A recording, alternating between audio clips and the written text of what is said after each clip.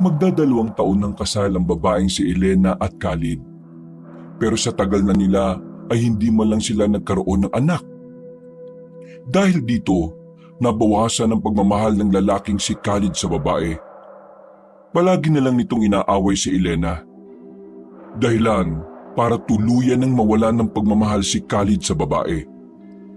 Dahil sa pagiging desperada, naisipan ni Elena na lumapit sa isang matandang babae na akala niya'y isang albularyo. Isa pala itong aswang. Mayroong ginawa sa kanya ang matanda. Sa isang himala, nagdalang tao siya. Pero ang kanyang dinadala pala ay anak ng haring aswang. Pero kinilala itong anak ni Khalid at wala itong kaalam-alam. Ano kaya ang magiging papel ng sanggol sa buhay nilang mag-asawa?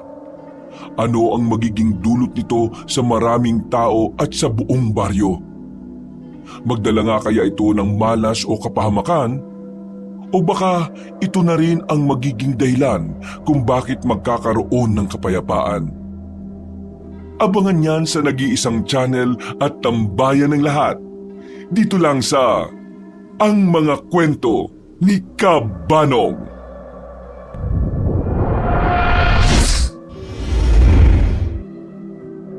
Ano? Wala pa rin anak tayo. Ako pagod na giling-giling kada gabi.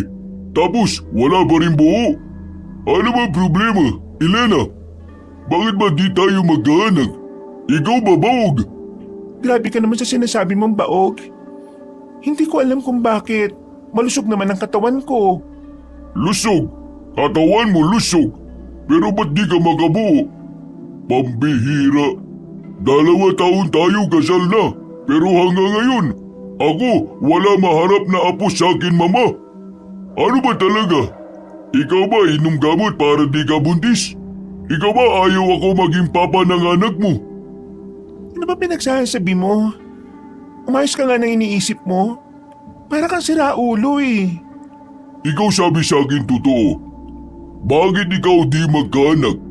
Ikaw ba gusto siya'y malalagi maganak? Hindi ko alam.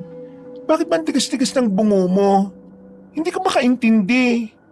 Huwag kang mag-alala. Bukas na bukas din, manghihiram ako ng pera pampacheck up ko para malaman natin kung ako ba talaga ang may problema o ikaw.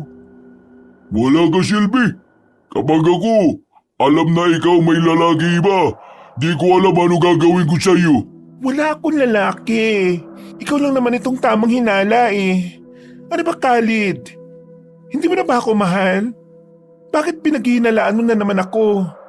Kasi ikaw lagi paganda. Dito ka lang sa bahay. Pero ikaw lagi gamit make-up. Siguro kapag ako wala, ikaw alis bahay. Eh nako, alam mo, hindi ko na kinakaya ang pagiging tamang hinala mo. Kapraningan na yan eh. Palibasa kasi gawain mo. Ano sabi mo? Wala, bingi ka. Oo, ako dati babaero. Pero nang ikaw makilala ko, ako nagbago. Pero ngayon, ako nagbago. Ako naman malas sa'yo. Anak lang gusto ko, di mo mabigay. Bakit ba ako nalang palaging sinisisi mo? Hindi mo ba naiisip na baka ikaw may problema sa ating dalawa? Baka naman kasi ikaw ang baog at hindi ako. Ako baog? Ikaw ba sira ang ulo? Kung ako baog, ako dapat di magkaroon anak sa una. Isip mo gamit mo nga, Elena. Eh may anak ka na pala kasi sa una, pero bakit ka pa umalis doon? Eh di ba anak lang naman ang habol mo? Oo, kailangan ko anak, pero gusto ko lalaki. Babayan ako dun eh, kaya bahala sila. Kaya ikaw, dapat mag-anak ka lalaki para lalaki magmana lahat yaman ko. Yaman pinagsasasabi nito. May sinasabi ka? Pingi ka talaga kahit na kailan. Sige na. Ako may alam iba paraan. Ano? Ako pwede bayad babae para anakan, para meron tayo anak na. Tayo kikilalanin magulang ng bata. Basta kailangan maayos process mga documents. Nasisiraan ka na ba talaga ng ulo? Napaka-immoral ng iniisip mo. At saka, ayos ka lang. Hindi mo man lang inisip ang mararamdaman ko. Makikipag-anuhan ka sa ibang babae tapos yung anak nyo gusto mong ituring kong anak ko rin? Ano ka ba? Kaya nga tawag natin doon legal. Ibig sabihin, tayo magkaroon kasunduan na wala na siya habol sa bata kasi bata anak na natin. Hindi mo naintindihan eh. Siguro wala ka talagang pakialam sa akin. Ay naku, gamit mo nga utak mo. Ikaw naman aking asawa eh. Ako naman wala paki sa iba babae. Gusto ko lang magkaroon anak. Napakamakasarili mo talaga. Ako? Magkasarili? Kapal mukha mo ah. Oo, makasarili ka. Wala ka pang sariling desisyon dahil lagi ka nalang nanghingi ng opinyon sa mama mo sa lahat ng bagay. Mas may say pa nga ang mama mo kaysa sa akin eh. Ang laki-laki mong tao, wala kang bayag. Mama's boy na hindi kayang mabuhay ng walang Ay! Hindi na nakapagpigil pa ang Bombay na si Khalid nang sampalin nito ang babaeng si Elena. Malakas ang pagkakasampal kaya bumalandra ang babae sa kanilang dingding. Nanlilisik ang mga mata ni Khalid sa sobrang galit. Natapakan kasi ni Elena ang pride nito kaya para itong halimaw kung makatingin sa babae. Ikaw wala karapatan salita ng ganyan. Dahil ako palabot sa'yo. Ako buhay sa'yo. Ako lahat gasto sa'yo. Ikaw wala kagawa. Dito ka lang sa bahay. Tapos ako pasalitaan mo ganyan? Kapal mukha mo! Tinulak siya ng malakas ni Khalid. Tumama pa ang braso niya sa kanto ng lamesa. Kaya namilipit siya sa sakit. Pero hindi man lang siya tinulungan ng lalaki. Lumabas lang yun at tuluyan ang nawalan ng pakialam sa kanya. Noon pa man, alam na ni Elena na may pagkamayabang ang asawa niya. Alam din niyang mama's boy ito noong nililigawan siya nito. Pero naniwala siya sa pangako ni Khalid na kapag naikasal na sila, sisimulan ng lalaki na magbago. Ang kaso, iba ang nangyari. Habang tumatagal, mas lalong lumalala ang ugali ng lalaki. Wala naman na siyang magawa. Kahit gusto niyang makipaghiwalay ay hindi siya makawala kaya ang ginagawa na lamang niya ay sinubukan niyang magkaroon ng anak kay Khalid. Kahit na ilang beses na silang nagtatalik pero wala namang nangyayari. Naiiyak na lamang ang babae habang nakaupo sa gilid ng lamesa. Pagtingin niya sa kanyang braso, nakita niya agad na nagkaroon doon ng pasa. Mas lalo lamang siyang naiyak. Hanggang sa ilang araw ang lumipas, tila naging normal na lang ang pananakit sa kanya ng asawang si Khalid. Tuwing magagalit ang lalaki, lagi siya nitong sinasaktan. Dahil nasanay na lang si Elena sa sistema, hinayaan na lamang niyang nagbago na ang kanyang asawa. Tarantado talaga yung asawa mong Bombay no? Physical abuse na yung ginagawa niya sa iyo eh. Gigil na gigil si Benedict, ang matalik na kaibigan ni Elena mula pa noong mga bata pa sila. Kababata niya ito. Sa lahat ng lalaki sa kanilang baryo, ito lang ang pinaka-pinagkakatiwalaan niya. Minsan, mas nagtitiwala pa siya rito kaysa sa asawa niyang si Khalid. Talaga naman kasing laging nandyan lang ang binata sa tuwing kailangan niya ng kausap. Lagi itong nakikinig sa kanya. Sa lahat ng problema niya sa buhay ay si Benedict ang lagi niyang kakwentuhan. Hindi niya kasi maaasahan si Khalid sa ganoong bagay. Kapag naglalabas siya ng problema sa kanyang asawa, sinasabi lang sa kanya na hayaan na lang. Halika, irereklamo natin yung Bombay na yan. Ang tapang-tapang kapag ikaw ang kaaway eh. Hayaan mo na lang. Anong hayaan? Baliw ka ba?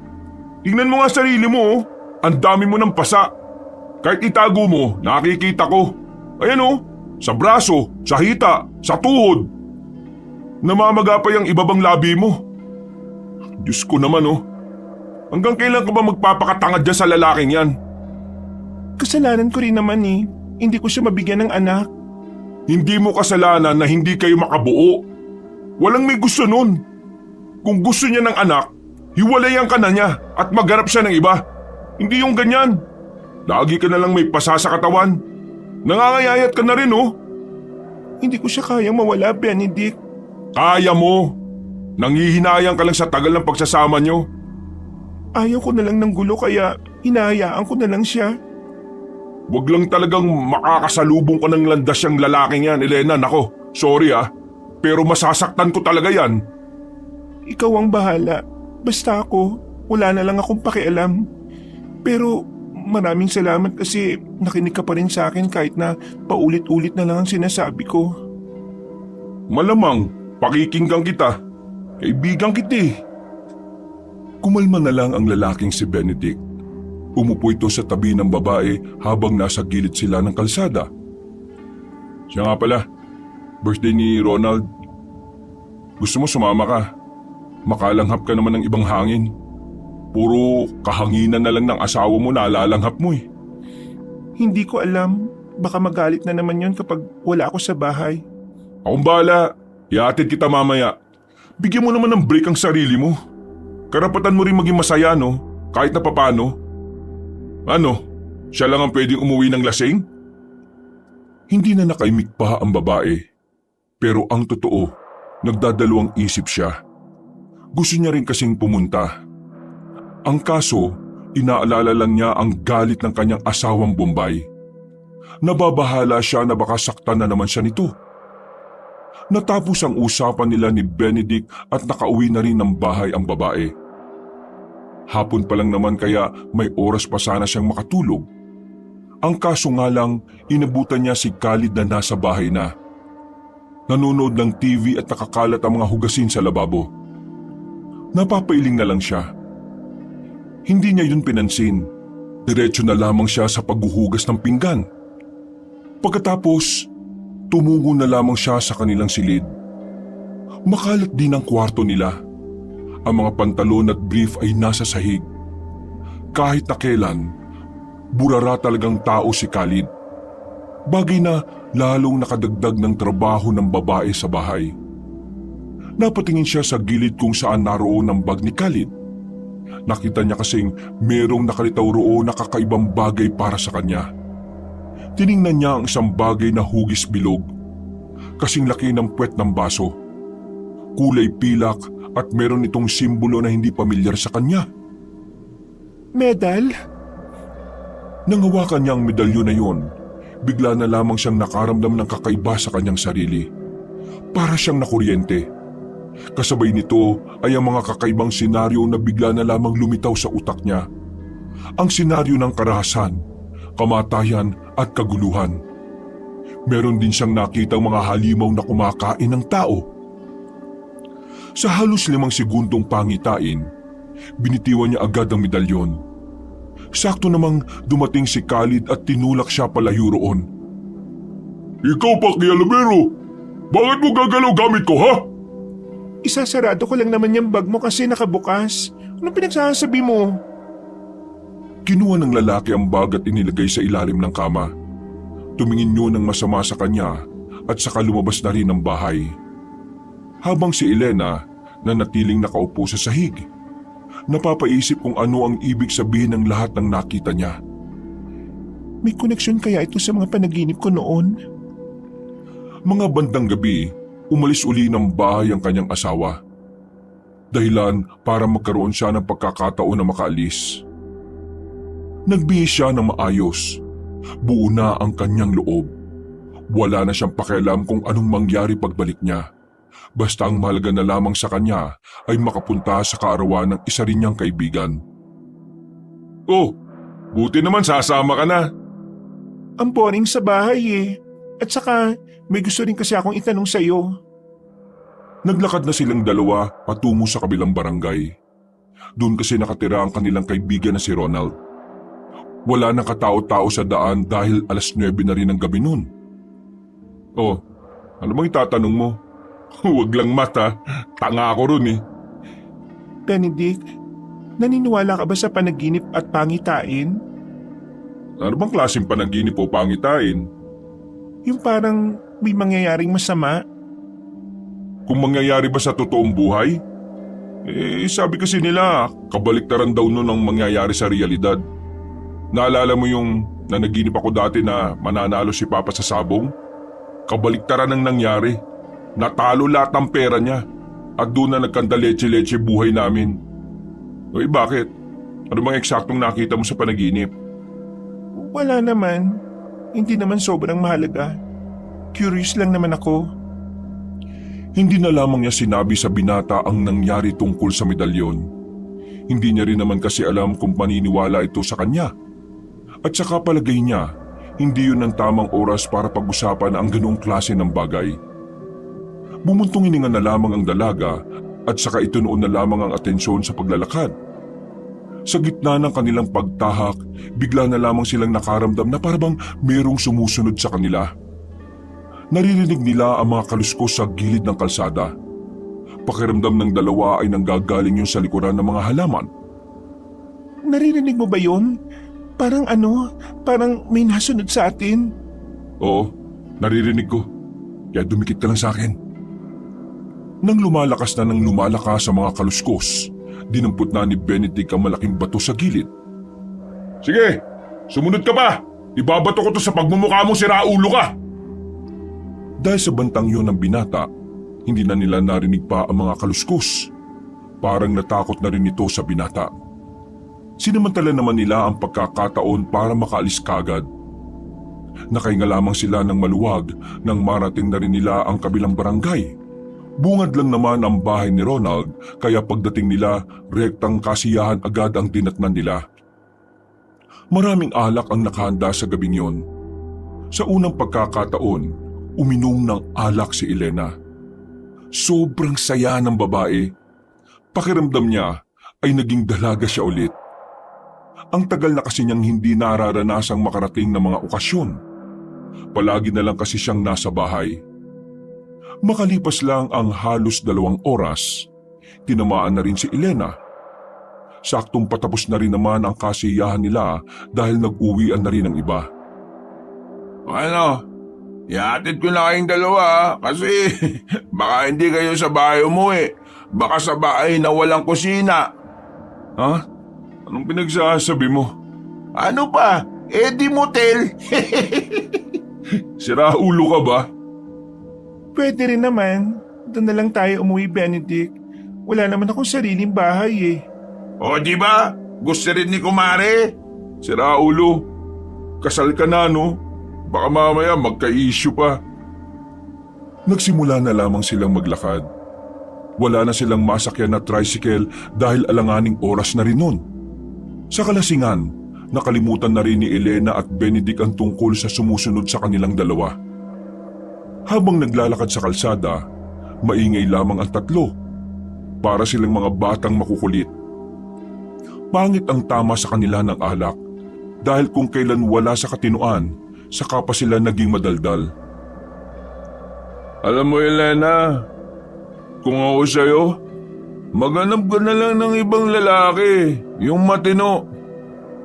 Sa ibang sabi, si Benedict ang piliin mo. Pwede rin naman. Pero magsuntukan muna kayo ng asawa ko. Wala naman palaging Bombay na yun eh. Ha? Napatigil silang tatlo nang may marinig silang parang may umaangil na hayop. Kahit medyo lasing, alam nilang hindi lang basta aso ang kanilang narinig. Napalingon sila sa paligid, patingin-tingin sa kung saan-saan. Pero nang wala silang makita, bigla na lamang silang nagtawanan. Siguro utot lang ni Ronald ang narinig natin. Grabe namang utot ko yun. Parang may galit. Oo, sobrang baho ng utot mo eh. Mas mabaho pa sa imbornal. Nagpatuloy ang kanilang paglalakad. Wala namang nangyaring masama sa kanila. Nakarating sila ng barangay nila Elena. Pero ang hindi nila alam, meron na palang nakamasid sa kanila noong sandaling yon. Wala silang kamalay-malay. Doon ka na lang muna sa amin matulog, pre. Ihatid lang natin tong si Elena. Wala namang problema sa akin, pre.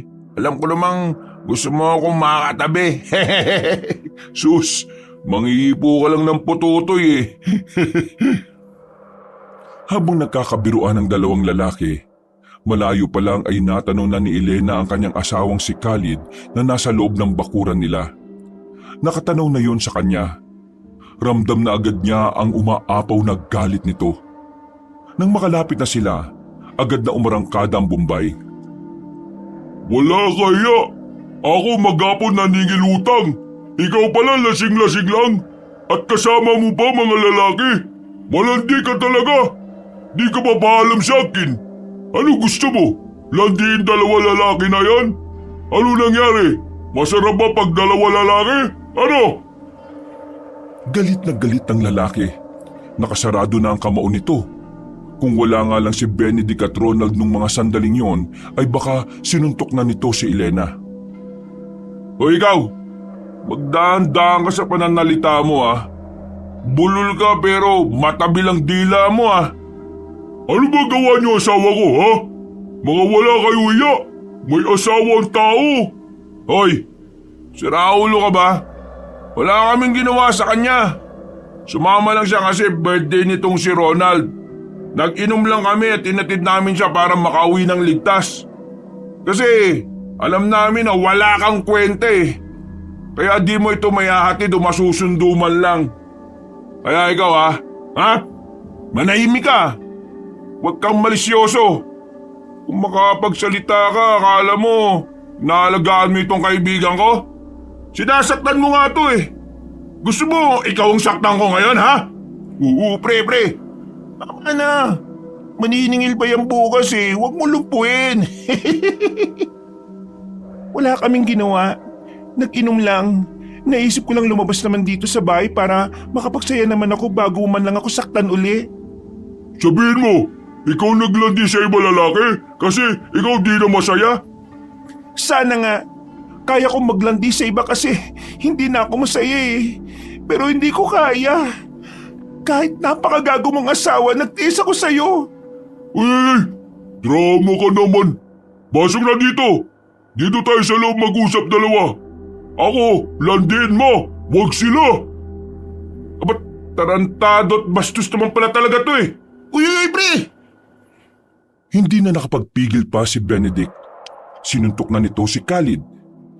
Kahit na higit na mas matangkad ang Bombay at may kalakihan ng katawan, bumulagta ito sa suntok ng binatang si Benedict. Papalagpasan na si Khalid, pero hindi ito nakatayo nang sipain ulit ng binata. Sumubsob ang Bombay sa halamanan. Mahilo-hilo itong tumayo. Malaman lamang ko lang na sinasaktan mo ulit tong kaibigan ko ha. Hindi lang yan ang mapapala mo. Baka sa susunod, ikaw nang mismong gumamit ang binebenta mong wheelchair. Tahimik lang ang babaeng si Elena noon. Hindi niya alam ang gagawin niya. Masyado na kasi siyang napapagod sa mga nangyayari. Ayaw pa sanang iwan ng dalawang binata si Elena ron, pero kinailangan na ring umalis ng dalawa dahil nakakabulabog na sila. Pagpasok pa lang ng babaeng si Elena, isang malakas na sampal na agad ang kanyang natanggap. Parang nawala ang tama ng alak ng maalugang utak niya dahil doon. Pero umupo lang siya sa tapat ng lamesa na parabang walang nangyari. Manhinta kasi ang mukha niya. Sanay na ang kanyang katawan sa pananakit ni Khalid. Ikaw wala ka kwenta. Ikaw pa marunong landi-landi. Bahala ka sa gusto mong isipin. Wala ko nilandi. Sinungaling! Ikaw ba magsabi totoo? Hindi! Kung hindi ka naman pala maniniwala, bakit mo pa ako kinakausap? Alam mo, sana nga malandi na lang ako eh. Para pwede kong landiin si Benedict. Kasi alam mo, walang-wala ka sa kanya. May pera ka lang konti. Pero pagdating sa pagiging responsable at pagiging makatao, walang-wala ka. Manahimik! Isa na namang malakas na sampal ang natanggap ng babae. Pero sa halip na maiyak, tumawa na lang ng tumawa si Elena. Para bang isang malaking katatawanan na lang sa kanya ang ugali ng kanyang asawa. Basura ka lang na napulot ko. Kaya ikaw ayos. Para ikaw may silbi sa akin. Sige lang, saktan mo lang ako. Kapag ako napuno sa'yo, ipapaalala ko sa'yo na dayuhan ka lang sa bansang ito. Na lahat ng nasa paligid mo rito, mga Pilipino na pwede ko makakampi kapag nagsumbong ako sa kanila. Tila kinabahan ng lalaking si Khalid sa sinabi ni Elena. Lumabas na lang ito ng bahay at naiwan na namang mag-isa ang babae. Humarap na lamang siya sa salamin at saka napangiti ng papilit. Kinakarma na ba ako sa buhay dahil mas pinili ko siya kaysa sa pamilya ko? Umiling-iling si Elena at nagtungo na lamang sa sala. Sa sofa na lamang siya natulog. Kinabukasan, kahit na masakit pa ang ulo at ang mukha, nilinis niya ang buong bahay. Pagkatapos, babiyahe siya patungong bayan para mamili ng karneng gagawin nilang imbak. Paglabas niya, kinuha niya ang payong sa gilid. Napansin niya kasing makulimlim ang ulap.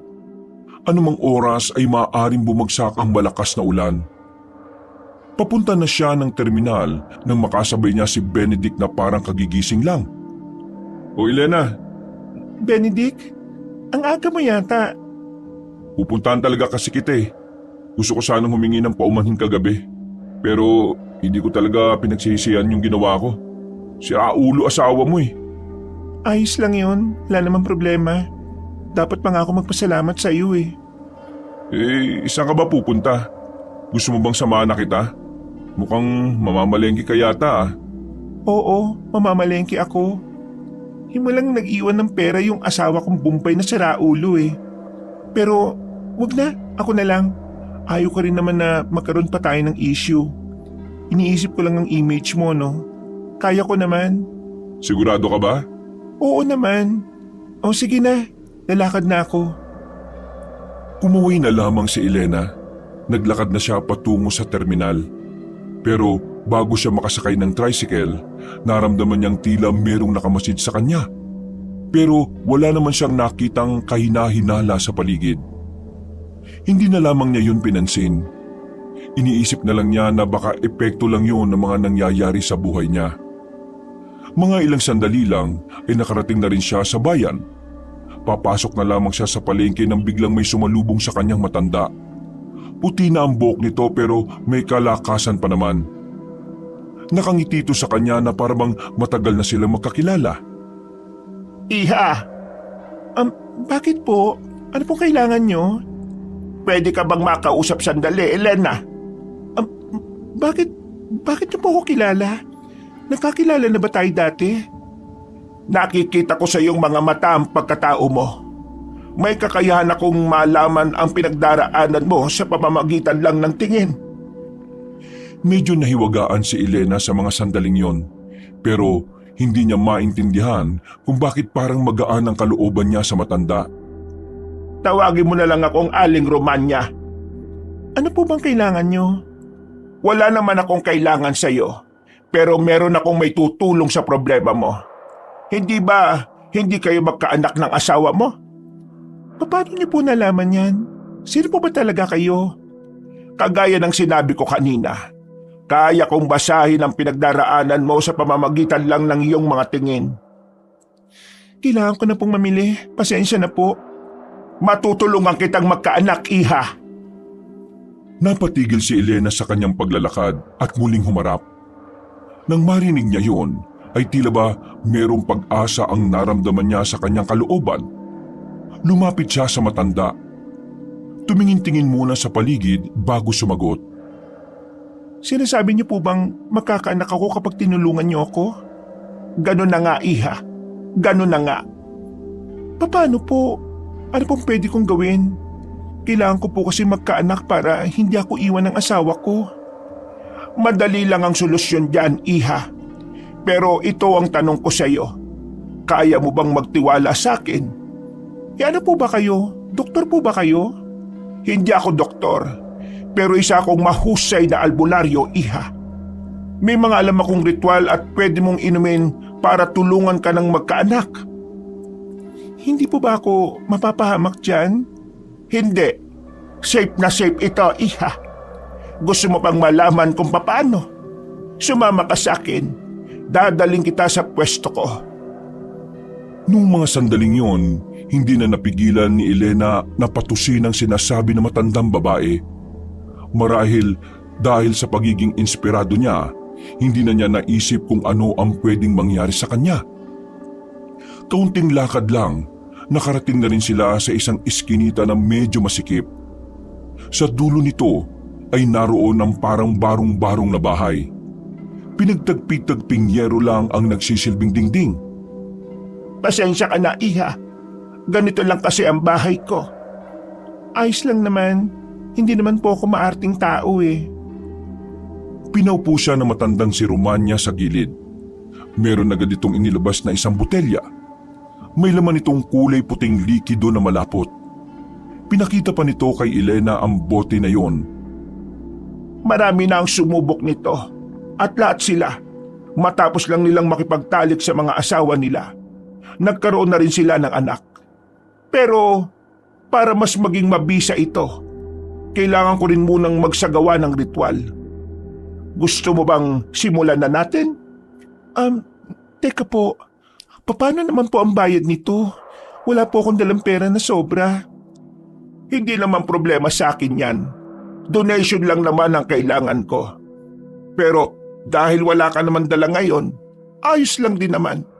Saka mo na lang ako bigyan kapag nagkita tayo ulit. Sigurado po ba kayo? Hindi ba kayo malulugi? Hindi naman siguro. Kasi pakiramdam ko ito naman talaga ang utos ng Diyos sa akin. Napalunok ng laway ang babaeng si Elena. Nag-aalangan siya nung mga sandaling yun. Pero kapag naiisip niyang magkakaanak na siya, nagsasarado na ang kanyang utak. Bumubukas lamang ito sa kaisipan na kapag nagkaanak na siya, magbabago na ang trato ni Khalid sa kanya. Pinutulan ni Elena ang inaalok na matandang babae. Mga ilang sandali lang ay inihiga na rin siya sa ibabaw ng lamesa. Inutusan siyang pumikit. Hindi nagtagal, narinig na lang niyang tila nagriritual na si Aling Romanya. Halos 1 oras din yun. Muntikan na ngang makatulog si Elena sa sobrang tagal. Nang matapos, tinapik na siya na matanda sa balikat. Bumangon siya at binigay na sa kanya ang botelya na may laman sa loob na kulay puti. Inumin mo yan, Iha. Ubusin mo. Ang likidong yan ay may kakayahang maghilom ng mga depresya natin sa matres o sa iba pang parte ng ating pagkababae. Ininom ni Elena ang likidong yun. Wala naman itong lasa at wala rin namang amoy. Parang wala lang ding nangyari. Normal pa rin ang pakiramdam niya. Pag uwi mo, kailangan makipagtali ka kagad sa asawa mo. Siguradong makalipas lang ang ilang araw, malalaman mong buntis ka na. Sa hindi malamang dahilan, may kung anong saya at pagkasabik ang naramdaman ni Elena. Naiisip pa lang niya na magluluwal siya ng bata, sobrang saya na ng kanyang kalooban. Pagkatapos niya roon, ay agad na siyang bumalik sa palengke. Masigla ang dalaga. Masaya siyang namalengke at hanggang sa makauwi na siya sa kanila, dala-dala niya pa rin ang kaligayahan na yon. Mabilis na lumipas sa mga oras at sumapit na rin ang gabi. Tapos na rin makapagluto ng pagkain ng babae. Kaya naman inihanda na niya ang kanyang alindog. Pagpasok ng Bombay sa sala, sinalubong na niya ito kaagad. Nakasuot siya ng manipis at pang-sexy. Ang barumbadong Bombay ay agad na bumigay sa babaeng si Elena. Noong gabing yon, merong nangyari sa kanilang dalawa. Natupad ang plano ni Elena. Natapos ang digmaan sa ibabaw ng kama nang may ngiti sa kanyang mukha. Kakaiba ang gabing yon para sa kanya dahil walang nangyaring sakitan. Mula nang mangyari yon, nagbilang na ng araw ang babae. 1 buwan at kalahati ang makalipas, nalaman nga nilang buntis na siya. Tuwang-tuwa si Khalid, para itong nanalo sa loto. Mas lalo pa itong natuwa nang makalipas na ang 6 na buwan. Dito na nila nalaman na lalaki ang magiging anak nila. Ang dating barumbado na si Khalid, naging maalaga bigla kay Elena. Naging malambing at hindi na ito nananakit kahit na kailan. Masaya si Elena dahil tila bumalik na ang dati nilang samahan. Mahal ko, ako sige lang utang ha. Ikaw dito muna. Huwag ka muna masyado galaw-galaw. Ako bahala mamaya. O sige, mag-iingat ka. Napangiti na lamang ang babae nang tingnan niyang papaalis ang kanyang asawa. Pero nawala ang ngiti niya nang makita na naman niya sa labas ng kanilang bakuran ang matandang lalaki. Ilang araw na kasi niyang nakikitang pabalik-balik yun. At kapag nasa bakuran naman siya, nakatingin sa tiyan niya ang matanda at sabay mapapailing. Medyo kinakabahan na si Elena ng mga sandaling yon dahil pakiramdam niya, inaaswang siya kahit natirik ang araw. Dahil buntis, ang dami-dami na niyang naiisip. Isa na nga rito ay ang tungkol sa mga aswang. Dahil hindi na siya komportable, tinawag niya si Benedict at pinapunta sa kanilang bahay. Agad namang nakarating ang lalaki dahil wala naman ang Bombay roon. Oh, bakit? Anong problema? Nakita mo ba yung matanda kanina sa labas? Yung nakatayo sa gilid? Oo, yun nga. Ay, nawala na. Nakita ko yun. Sino ba yun? Hindi ko nga rin alam eh. Nung nakaraan ko pa siya nakikita ditong pabalik-balik. Iniisip ko nga na baka aswang siya. Hindi naman siguro. Maliwanag pa eh. Pero para makasigurado tayo, aalamin ko kung sino yung matandang yon. Sige, maraming salamat ha. Nakahinga na ng maluwag ang babae. Napaplos na lamang siya sa kanyang tiyan. Napangiti siya dahil naramdaman niyang gumagalaw ang kanyang anak sa loob. Pero nawala agad ang kanyang ngiti nang may maalala siya. Walang iba kundi ang kanyang panaginip. Nanaginip kasi siya nung nakaraan na kinuha raw ng mga halimaw ang kanyang anak. Napapailing na lamang siya. Iniisip na lang niya na kabaliktaran ang mangyayari gaya ng sinasabi ni Benedict sa kanya. Ilang buwan pa ang nakalipas, tuluyan na ngang naisilang ng babae ang kanyang anak. Sobrang saya nila ni Khalid nung araw na yon at parabang wala nang mahihiling pa si Elena sa buhay niya. Naging mabilis sa mga pangyayari. 6 na buwan agad ang sanggol. Habang ang Bombay ay abalang-abala sa paghahanap buhay, nasa bahay lang din naman si Elena para alagaan ang bata. Habang pinapatulog ni Elena ang kanilang anak, biglang dumating ang kanyang kaibigan na si Benedict. Kasama nito si Ronald. Oh, napadaan kayo. Kasi alam na namin kung sino yung matandang pinapatanong mo sa amin. Diyos ko, mag-iisang taon na yun eh. Talagang hindi niyo tinigilan? Tinigilan ko na, pero kasi kaninang tanghali nakita namin ni Ronald. At ito palang si Ronald kilala niya yung matandang yon. Elena, hindi aswang si Mang Tolits. Isa siyang albularyo na kakilala ng tiyahin ko. Magaling na albularyo yun sa amin. Albularyo? Bakit ganun siya makatingin sa tiyan ko noon? Di ba kapag daw ganun ng isang tao aswang daw? Baka naman kasi may ibang dahilan. Huwag ka mag-alala, Elena. Kapag nakausap ko si Tia, ipapatanong ko kung bakit niya tinitingnan ng tiyan mo. Sige, maraming salamat talaga.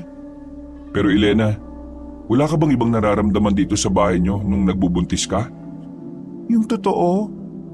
Ay wag! Yung kasinungalingan ang gusto namin. Hindi, joke lang. Nung 6 na buwan ng tiyan ko, may mga nararamdaman ako sa palibot ng bahay namin.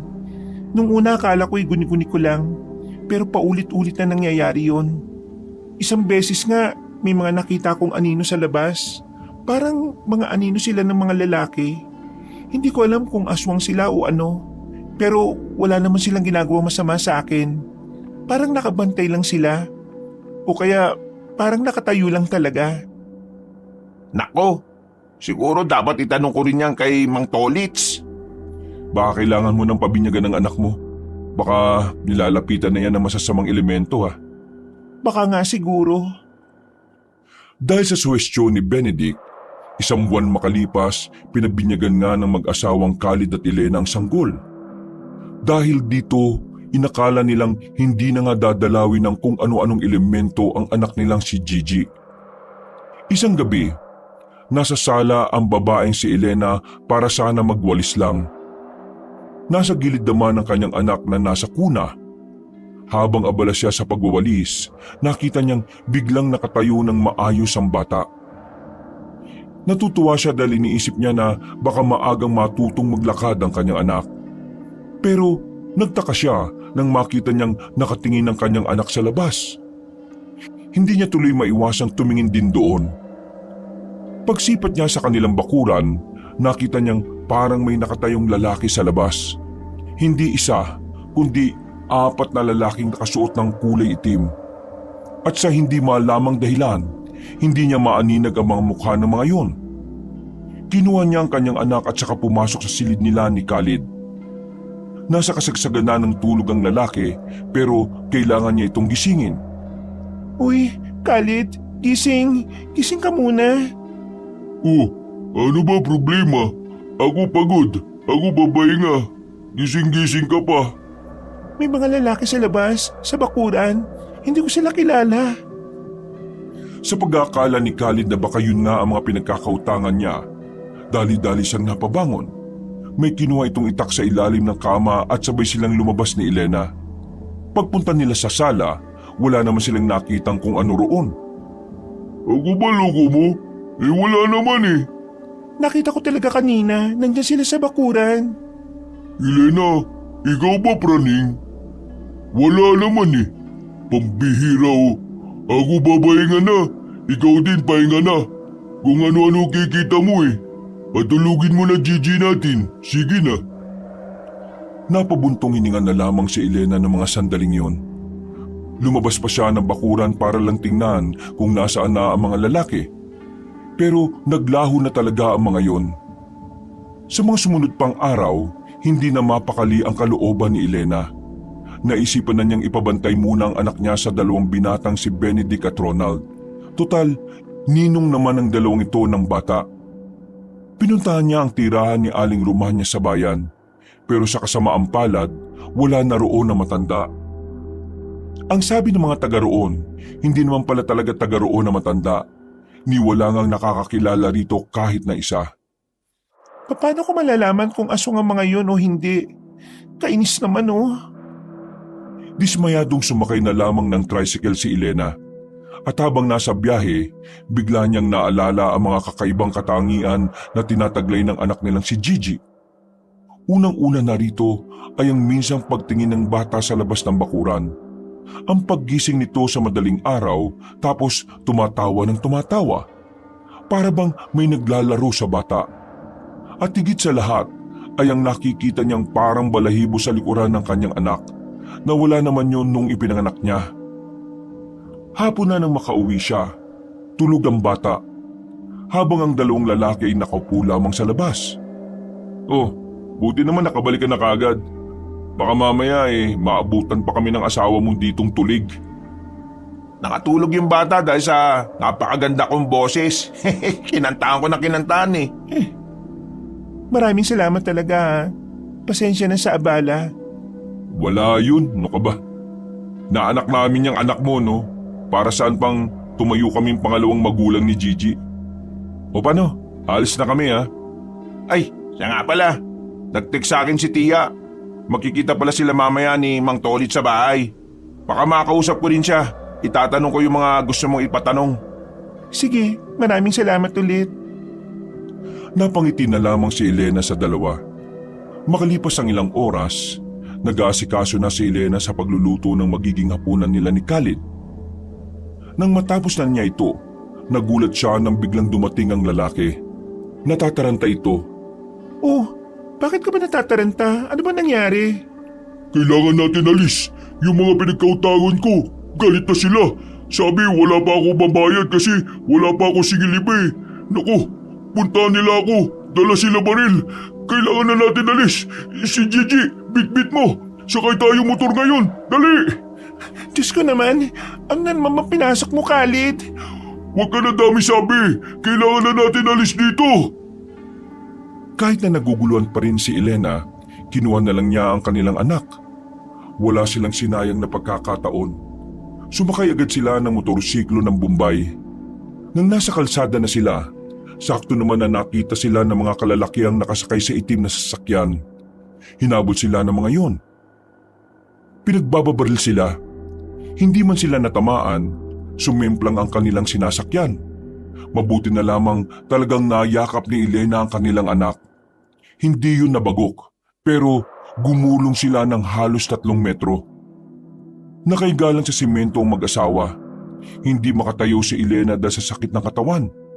Habang si Khalid naman, may sugat din kaya di makabangon. Lalo silang kinabahan na makitang huminto na ang humahabol sa kanila. Lumabas ang mga yun na may mga baril. Wag, parang awa nyo na. Wag kami patay. Ako naman babayad sa inyo. Kailangan ko lang sigil mga pautang ko. Huwag ganyan. Kalma, kalma lang. Kahit na anong pagmamakaawa ni Khalid, mukhang walang balak na makinig sa kanya ang mga yon. Tinutukan na sila ng baril. Yun na sana ang katapusan ni Khalid nang biglang matigilan ng mga armadong lalaki. Nakarinig sila ng parang tumatakbo sa kagubatan. Maya-maya lang lumabas na ang mga aswang mula sa dilim. Piniglala pa ang mga lalaking armado. Kahit nakabaril ay walang nagawa mga yon. Sa bilis ng pangyayari ay agad na nagkandamatay ang mga lalaki. Nanlalaki ang mga mata ng mag-asawa. Nakita ni Elena na ang mga lalaking yun ay ang mga lalaking nakaitim na nakikita niya sa bakuran. Sa puntong ito, malinaw na sa kanya ang mukha ng mga yun. Mga mukhang halimaw. Nakakasigurado siya na ang mga nilalang na yun ay ang mga tinatawag na aswang. Pero sa mga sandaling ito, ang mas ikinabigla ng mag-asawang Elena at Khalid ay ang pagtayo ng anak nilang si Gigi. Marami itong naglakad sa mga nilalang, ni hindi man lang natakot ang bata. Anak, huwag kang lumapit sa kanila. Anak! Anak natin! Baka kunin! Nang nasa harapan na ng bata ang mga aswang, bigla na lamang lumuhod ang mga aswang at nagbigay galang sa sanggol. Narinig pa nilang mag-asawa na tumawa ang batang si Gigi. Mga ilang sandali lang, umalis na rin ang mga aswang. Gumapang na lamang ang kanilang anak patungo sa kanila. Maya-maya pa, pinilit ni Khalid na makatayo. Naitayo na rin ito ang motorsiklo niya. Tinulungan itong makabangon si Elena. Nang bitbit na nila ang batang si Gigi, sandali pa nilang nilingon ang mga bangkay ng mga armado. Parang babaliktad ng sikmura ni Elena habang tinitingnan ng kalunos-lunos na sinapit ang mga yon. Tayo na alis dito, dali! Pinarurot na ni Khalid ang kanyang motor. Nakabalik sila ng kanilang bahay na walang nakakaalam sa nangyari. Masakit pa rin ang katawan ni Elena, pero nakakatayo na rin ito. Sadyang nahihirapan lang gumalaw. Kasalanan mo ito. Kung hindi ka umutang sa kanila ng ganun kalaki, walang ganito. Ang utang ko sa kanila, ang gamit ko sa pagpapautang sa iba. Di ko naman waldas pera sa walang kwenta. Kaya huwag ka maingay dyan. Pero inilagay mo pa rin ang buhay ng mag-ina mo sa peligro. Nakita mo naman ang nangyari. Munti ka na kami. Tapos ngayon, pinatayo yung mga lalaking yon. Paano kung may makaalam na nandun tayo? Paano kung tayo ang pagbintangan na pumatay sa kanila? Nag-iisip ka ba? Ang mahalaga, wala na sisingil sa akin. Wala na peligro. Wala naman nakakaalam kaya ligtas tayo. At di naman tayo patay sa kanila, yung mga halimaw. Ano tawag dun? Aswang? Sila ang patay sa kanila. Teka, saan ba galing mga aswang na yun? Bakit ito anak natin di tagod sa kanila? Bakit sila luhod? Hindi ko alam. Bakit ako tinatanong mo? Basta, wala na tayo problema. Basta huwag ka lang ingay sa nangyari. Hindi na lamang nagsalita pa ang babaeng si Elena. Napatingin na lamang siya sa kanilang anak na nasa kuna. Napaisip din si Elena kung bakit hindi sinaktan ng mga aswang ang bata. Sa halip, lumuhod pa ang mga yon sa sanggol. Sa isip-isip ni Elena, may kakaiba nga talaga sa kanyang anak. Kaya naisipan niya na ipatingin na ito sa albularyo. Kinabukasan, umalis na naman ng bahay si Khalid. Natakot ito dahil biglang kumalat sa buong barangay ang nangyari. Usap-usapan ng mga bangkay ng mga armadong lalaki na natagpuan sa daan. Ang hinala ng iba, may mga kinalaman sa iligal na droga ang mga yon. Pero alam ni Elena ang tunay na nangyari kaya maging siya ay kinakabahan din. Wala talagang bayag yung asawa mo kahit kailan no? Kung kailan kailangan mo siya, saka naman siya mawawala ngayon. Maniningil lang siya. Kailangan niya magtrabaho. Pinagtatanggol mo pa. Huwag ka na nga magbulag-bulagan. Dumalo na naman ang dalawang binata sa kanyang bahay. Hindi na napigilan ni Elena ang sarili at pinalam na rin niya ang tungkol sa mga nangyari. Di totoo ngang may aswang. Teka, seryoso ba yung sinabi mong pinatay na mga aswang yung mga armado? Bakit naman? Hindi ko rin alam eh. Tapos hindi nila sinaktan si Gigi? Lumuhod pa sa harapan ng bata? Ang tanong dyan, si Gigi ba ang niluhuran o si Elena? Bakit ako? Pwede rin kasing anggulo na may nakakagusto sa iyong aswang. Posible naman. Nagtindigan ang balahibo ni Elena sa ideyang yon. Mas lalo siyang kinabahan. Anong nangyari sa pag-uusap niyo ng albularyo, Ronald? Hindi niya sinasabi sa akin eh. Ang sabi niya, ngayong araw pupuntahan ka niya. Gusto kanyang makausap ng personal. Sakto. May mga gusto rin kasi ako malaman eh. Sinamahan ng dalawang binata ang babaeng si Elena sa bahay noong hapon na yon.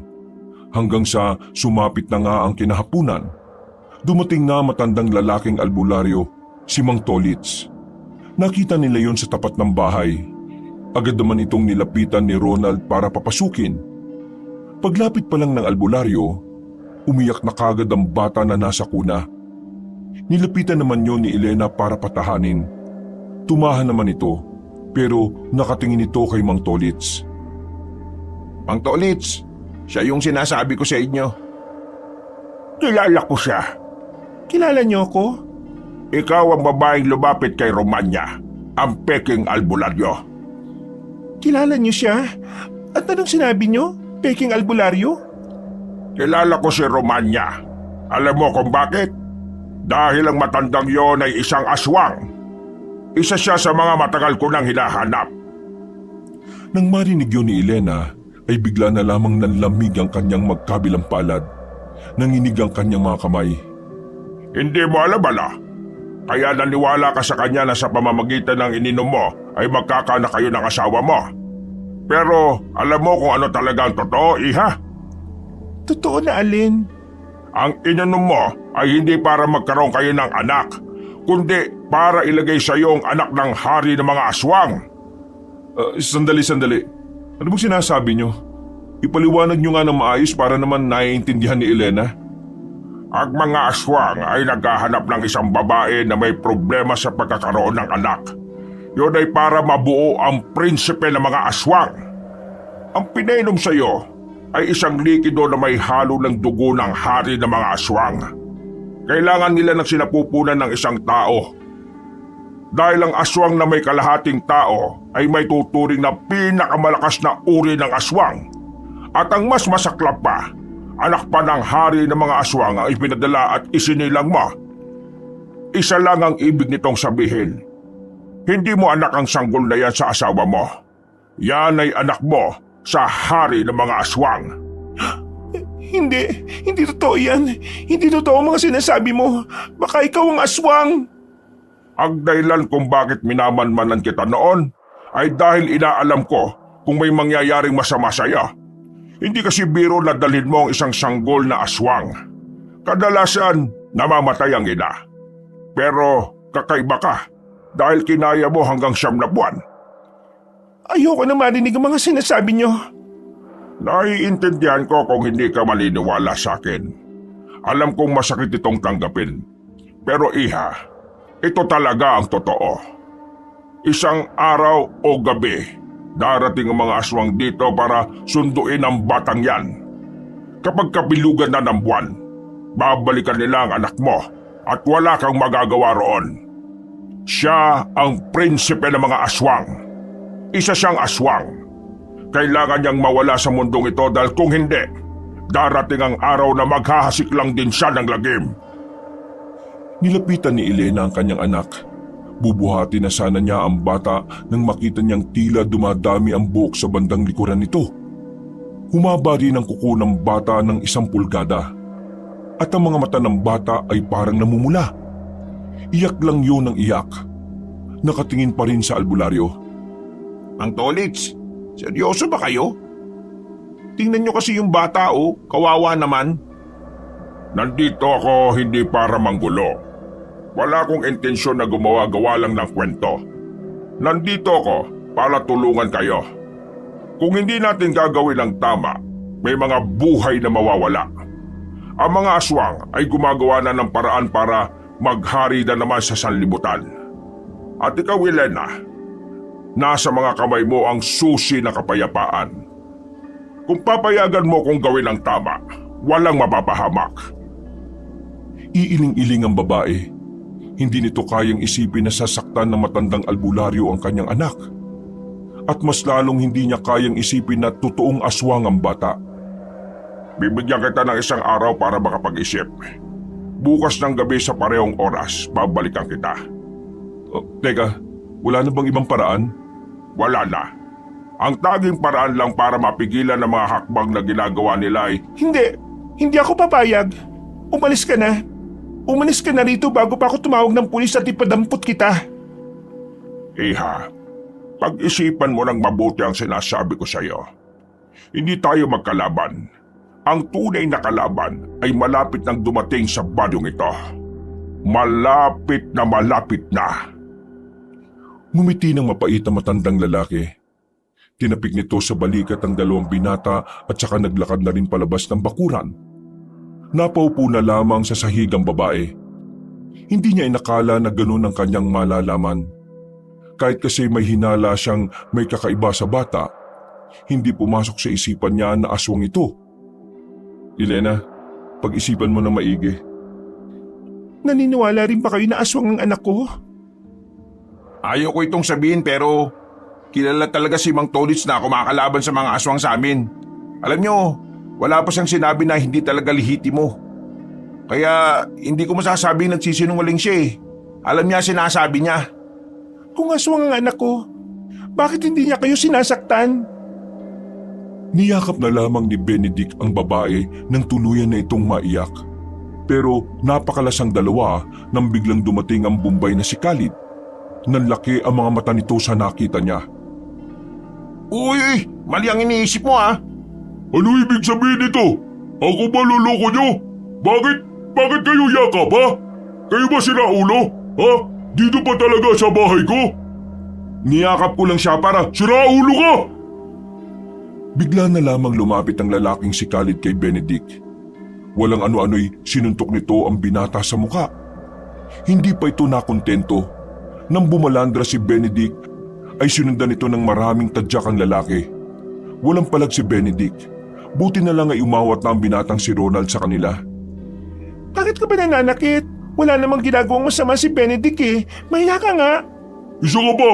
Ikaw landi ka talaga. May asawa ka na, may anak ka na, pero landi pa rin ikaw sa ibang lalaki. Ikaw mahiya. Hindi ako.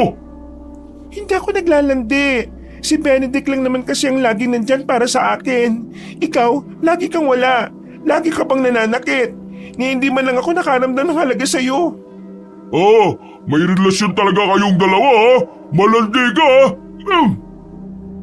Nakatikim na naman ng malakas na sampal si Elena mula sa kanyang asawa. Agad na nanggigil ang binatang si Benedict noong mga sandaling yon.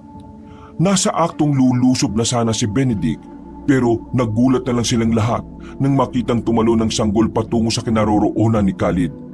Kinagat ng bata ang binti ng Bombay. Sa lalim ng kagat ay tumagas agad ang dugo. Nanlalaki ang mga mata ng Bombay nang makita nitong kulay pula ang mata ng bata. Mahahaba na rin ang kuko nito at nangingitim ang labi. Rico, sakit naman.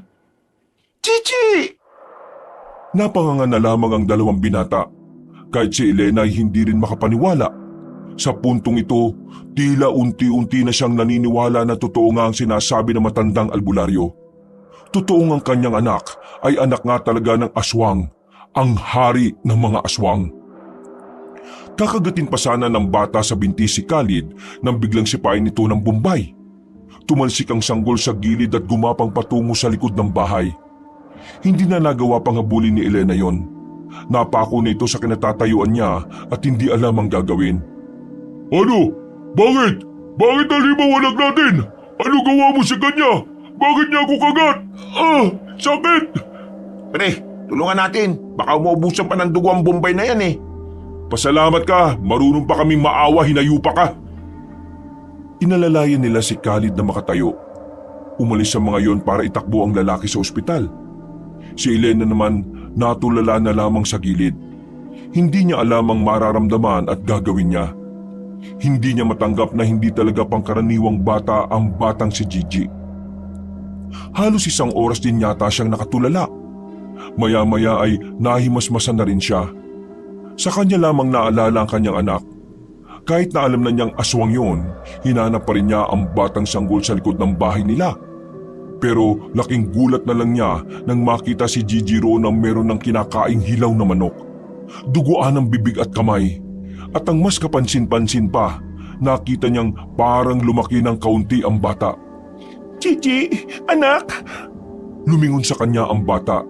Nakakatakot na ang mukha nito. Hindi na ito yung mukhang maamong bata. Tuluyan ang naging aswang ang mukha nito. Gigi anak, halika. Huwag kang matakot sa akin. Ako ito. Ako ang mama mo. Binitiwan ng bata ang kinakain niya. Bumalik sa dating anyo nito. Nung lumapit ito sa kanya, nagtataka pa rin siya dahil parang 2 taong gulang na agad ang inilaki nito. Sa palagay ni Elena, dahil doon sa nakatikim na ito ng dugo, binuhat niya ang bata at dinala niya ito sa banyo. Pinaliguan niya ito dahil sa dami ng dugo na nagkalat sa bibig at kamay. Pagkatapos, ibinalik niya lang ito sa kuna na parang walang nangyari. Sige na anak, matulog ka na. Gabi na. Nandito lang ako. Magbabantay ako sa iyo. Sa kaloob-looban ni Elena, medyo nababahala na rin siya. Pinipilit na lamang niya magpakaina sa bata dahil umaasa pa rin siyang magiging maayos ang lahat. Bumuntong hininga ang babae. Dakong 12:00 ng gabi, biglang dumating si Benedict. Medyo nag-aalangan pa itong lumapit kaya tumayo lang ito sa harapan ng pinto. Nasikaso na ang asawa mong si Raulo. Malalim yung sugat niya sa binti, pero nalinis naman na. Hindi nagsalita ang babae. Ngumiti lang ito ng papilit. Dumako naman ang tingin ni Benedict sa kuna kung saan natutulog doon ang batang si Gigi. Si Gigi ba yan? Bakit parang ang laki niya? Naniniwala na ako sa sinabi ni Mang Tolits.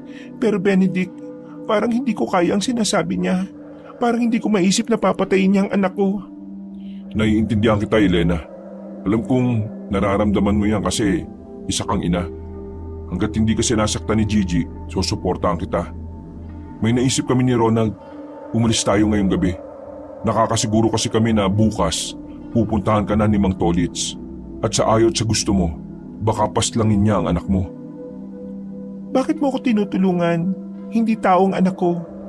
Ano ka ba? Magkababata tayo. Kahit na anong pwede kong itulong, itutulong ko. At saka, gusto ko maging masaya ka. Ayaw kitang nakikitang umiyak. Sige na, mag-impake ka na. Hihintayin ko lang makabalik si Ronald. Dala niya ang sasakyan niya mamaya. Aalis tayo. Huwag mo nang intindihin ng asawa mo. Iwan mo na yung gagong yun. Tumungo na lamang si Elena. Magkahalong emosyon ng kanyang nararamdaman. Masaya siya kahit papaano dahil may dumadami sa kanya. Pero sa kabilang banda, nalulungkot din siya dahil ang pamilyang inaakala niyang magiging maayos na ay mas lalo pang gumulo. Nang makapag-impake na si Elena, dumating na rin si Ronald. Sumakay na sila at agad na bumiyahe. Nakausap ko na ang tiyuhin ko. Binayaran ko na rin muna yung unang gabi natin doon. Saka na lang tayo mag-ambagan ng rent sa bahay bukas para sa mga susunod nating araw. Alam kong may mga kanya-kanya kayong pinagkakaabalahan, kaya pasensya na kung naaabala ko kayo. Wala naman yun. Masaya naman kami ni Ronald na ginagawa namin to para sa'yo. Elena, huwag kang ma-offend pero sigurado ka bang hindi tayo isasakta ni Gigi? Nung inatake niya kanina si Khalid, may napagtanto ko. Lahat ng taong mananakit sa akin, sasaktan din niya. Kung hindi naman siya nakakaramdam ng panganib sa inyo, hindi niya kayo sasaktan.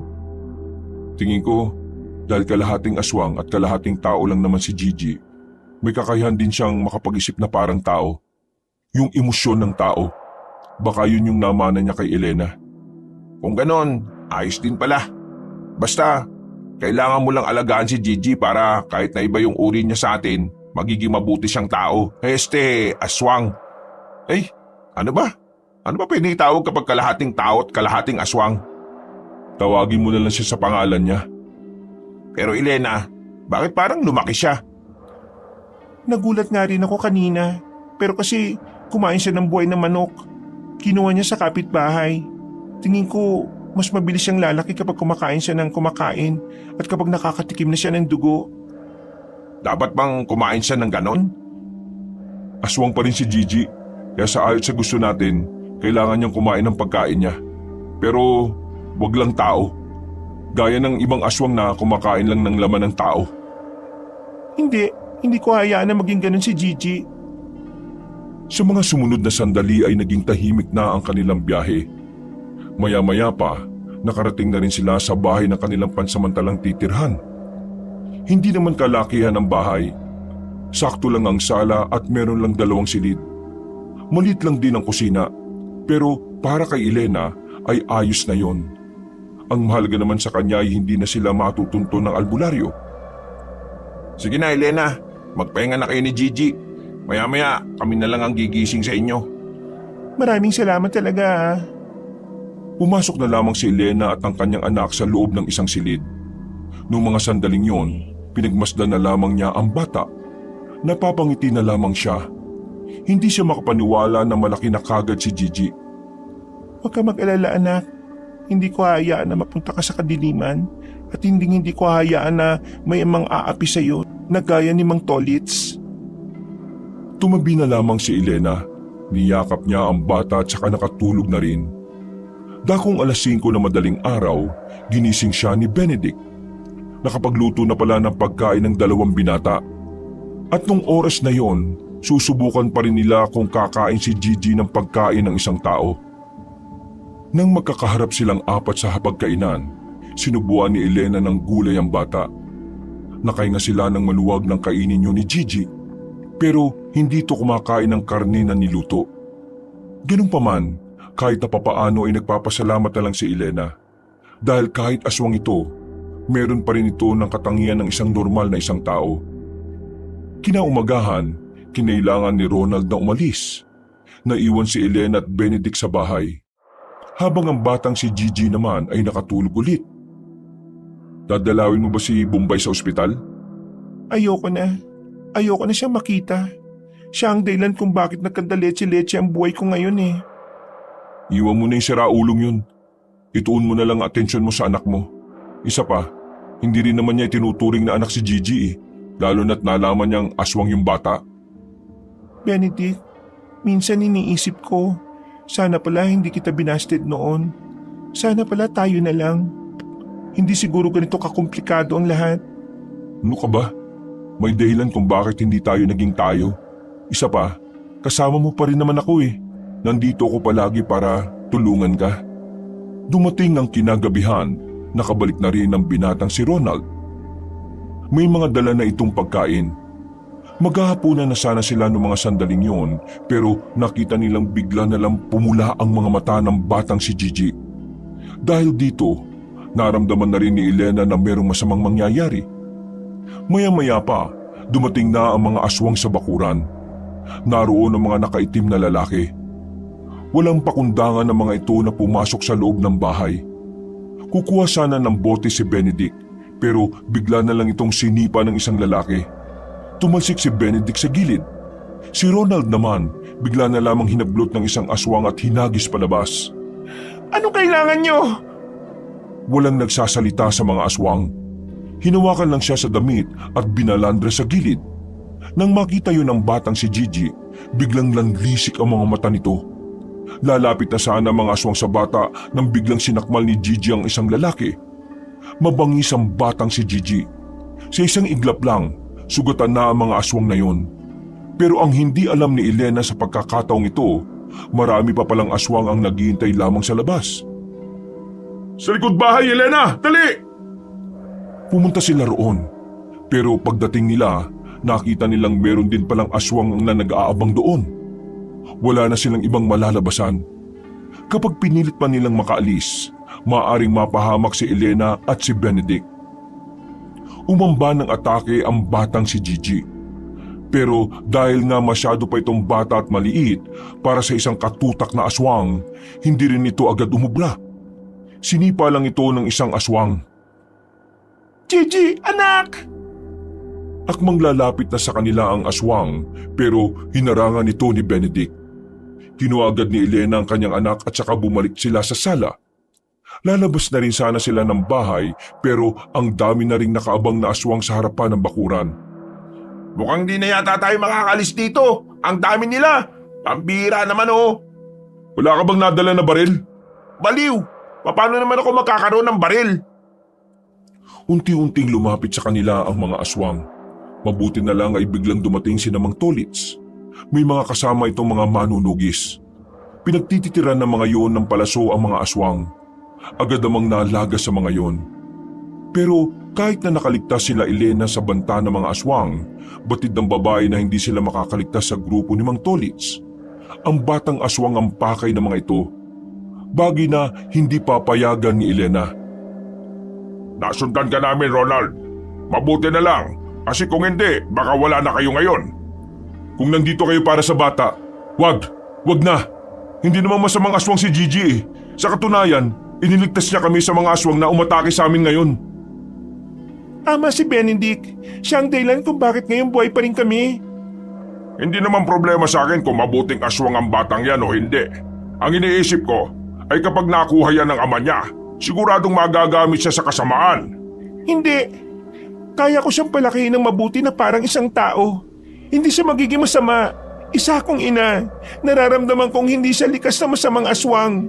May dugo pa rin siyang tao. May dugo ko pa rin siya. Kaya naniniwala akong kakayanin niyang maging normal. Hindi mo naiintindihan. Ikaw ang hindi nakakaintindi kasi hindi naman ikaw ang ina. Hindi usapan dito ang pagiging ina. Ang usapan dito ay ang kaligtasan ng mas maraming tao. Paano mo aalagaan ang batang yan kung ang hari ng mga aswang kayang-kayang kunin sa iyo ang bata? Kahit palakihin mo yan ng mabuti, kapag yan napasa kamay ni Ingkong, tapos na tayong lahat.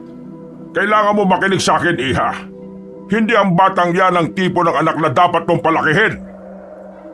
Anong karapatan mong diktahan ako? Wala kang alam sa nararamdaman ko kaya huwag mong sasabihin sa akin kung anong uri ng bata ang pwede kong ituring na anak. Hindi ko ibibigay sa iyo si Gigi. Kung talagang hindi ka makikinig sa akin, talagang mapipilitan akong gawin ng paraan na alam ko. Sumenyas na si Mang Tolits sa mga kasamahan niyang manunugis. Naganda na ng mga palaso mga yon. Itinutok na ang mga pana sa direksyon ng batang karga-karga ni Elena. Sandali lang, Mang Tolits. Hindi niyo ba nakikita ang karga ni Elena ang bata? Pati si Elena mapapatay niyo sa ginagawa niyo eh. Sige, ipukol niyo yan! Humarang na rin si Benedict sa gitna. Wala na itong pakialam kung ito ang unang tatamaan ng palaso. Pati na rin si Ronald, humarang na rin. Ano bang ginagawa niyo? Umalis kayo dyan! Hindi ito ang tamang panahon para magpakabayani. Kailangan niyo makipagkaisa sa akin para kapag tinuloy niyo ito, pinatunayan niyo lang na mas masama kayong manunugis kaysa sa batang ito. Ginagawa ko lang ito para sa kapakanan ng mga tao. Bakit hindi niyo maintindihan ang bagay na yon? Bakit ba hindi mo rin maintindihan na pwede namang maging mabuti si Gigi? Kung duda kayo, bakit hindi niyo kami tulungang palakihin siyang sa tamang landas? Ang sabihin niyo, wala kayong pakialam. Naramdaman na lamang ni Elena na parang humahaba na ang kuko ng batang si Gigi. Habang nag-uusap sila, ay bigla na lang tumalon pababa ang bata. Pinagtititira yun ng palaso, pero hindi natamaan ng gumapang paakyat ng bubungan. Sinubukang habulin yun ng mga manunugis, pero masyadong mabilis ang bata. Nakatakas na rin ito at hindi na rin nila nahabol pa. Laking pangihinayang ng mga manunugis lalong-lalo na si Mang Tolits. Nakahinga naman ng maluwag si Elena para sa kanya. Mas mainam nang nakatakas ang bata kaysa mamatay ito sa kamay ng mga manunugis. Ngayong wala na sa kamay mo ang batang yon, malaki na ang tsansang makuha siya ng kanyang ama. At kapag nangyari yon, mahirapan na tayong talunin si Ingkong. Sino ba kasi yung Ingkong na sinasabi mo? Ang Panginoon ng peking albularyo na si Romana, ang hari ng mga aswang, ang sinaunang aswang na hanggang ngayon hindi pa rin namamatay. Isa siyang immortal. Isang bagay lang ang makakapaslang sa kanya. Walang iba kundi ang medalyon. Ikaw, Elena, kapag lumaganap na ang kaguluhan, wala akong pwedeng sisihin dito kundi ikaw lang. Kung isinuko mo sa akin ang bata, wala nang mga buhay na kailangan pang mawala. Napapailing na lamang si Mang Tolits. Dismayado ito sa nangyari. Mga kasama, kunin niyo ang bangkay ng mga aswang Dadalhin natin niya sa gubat at sabay-sabay nating susunugin. Sandali pang napatingin si Mang Tolits kay Elena. Bumuntong hininga ang matanda at saka nauna na ring naglakad palabas. Nang makalis na ang mga manunugis, napaupo na lamang si Elena sa harapan ng pinto. Sa puntong ito, hindi niya alam kung ano ang mararamdaman niya. Nagulat na lamang ang dalawang binata nang biglang tumakbo ang babae palabas. Iniisip niya kasing baka hahanapin nila Mang Tolits ang batang si Gigi. Kaya naman nagdesisyon itong magtungo rin sa kagubatan. Wala nang pakialam si Elena kung madilim. Ang tanging nasa isipan niya ay mahanap at maibalik ang kanyang anak na si Gigi. Nang makaramdam ng pagod ay napaupo na lamang siya sa tapat ng puno. Nakasunod naman sa kanya agad ang dalawang binata na kanina pa rin takbo ng takbo.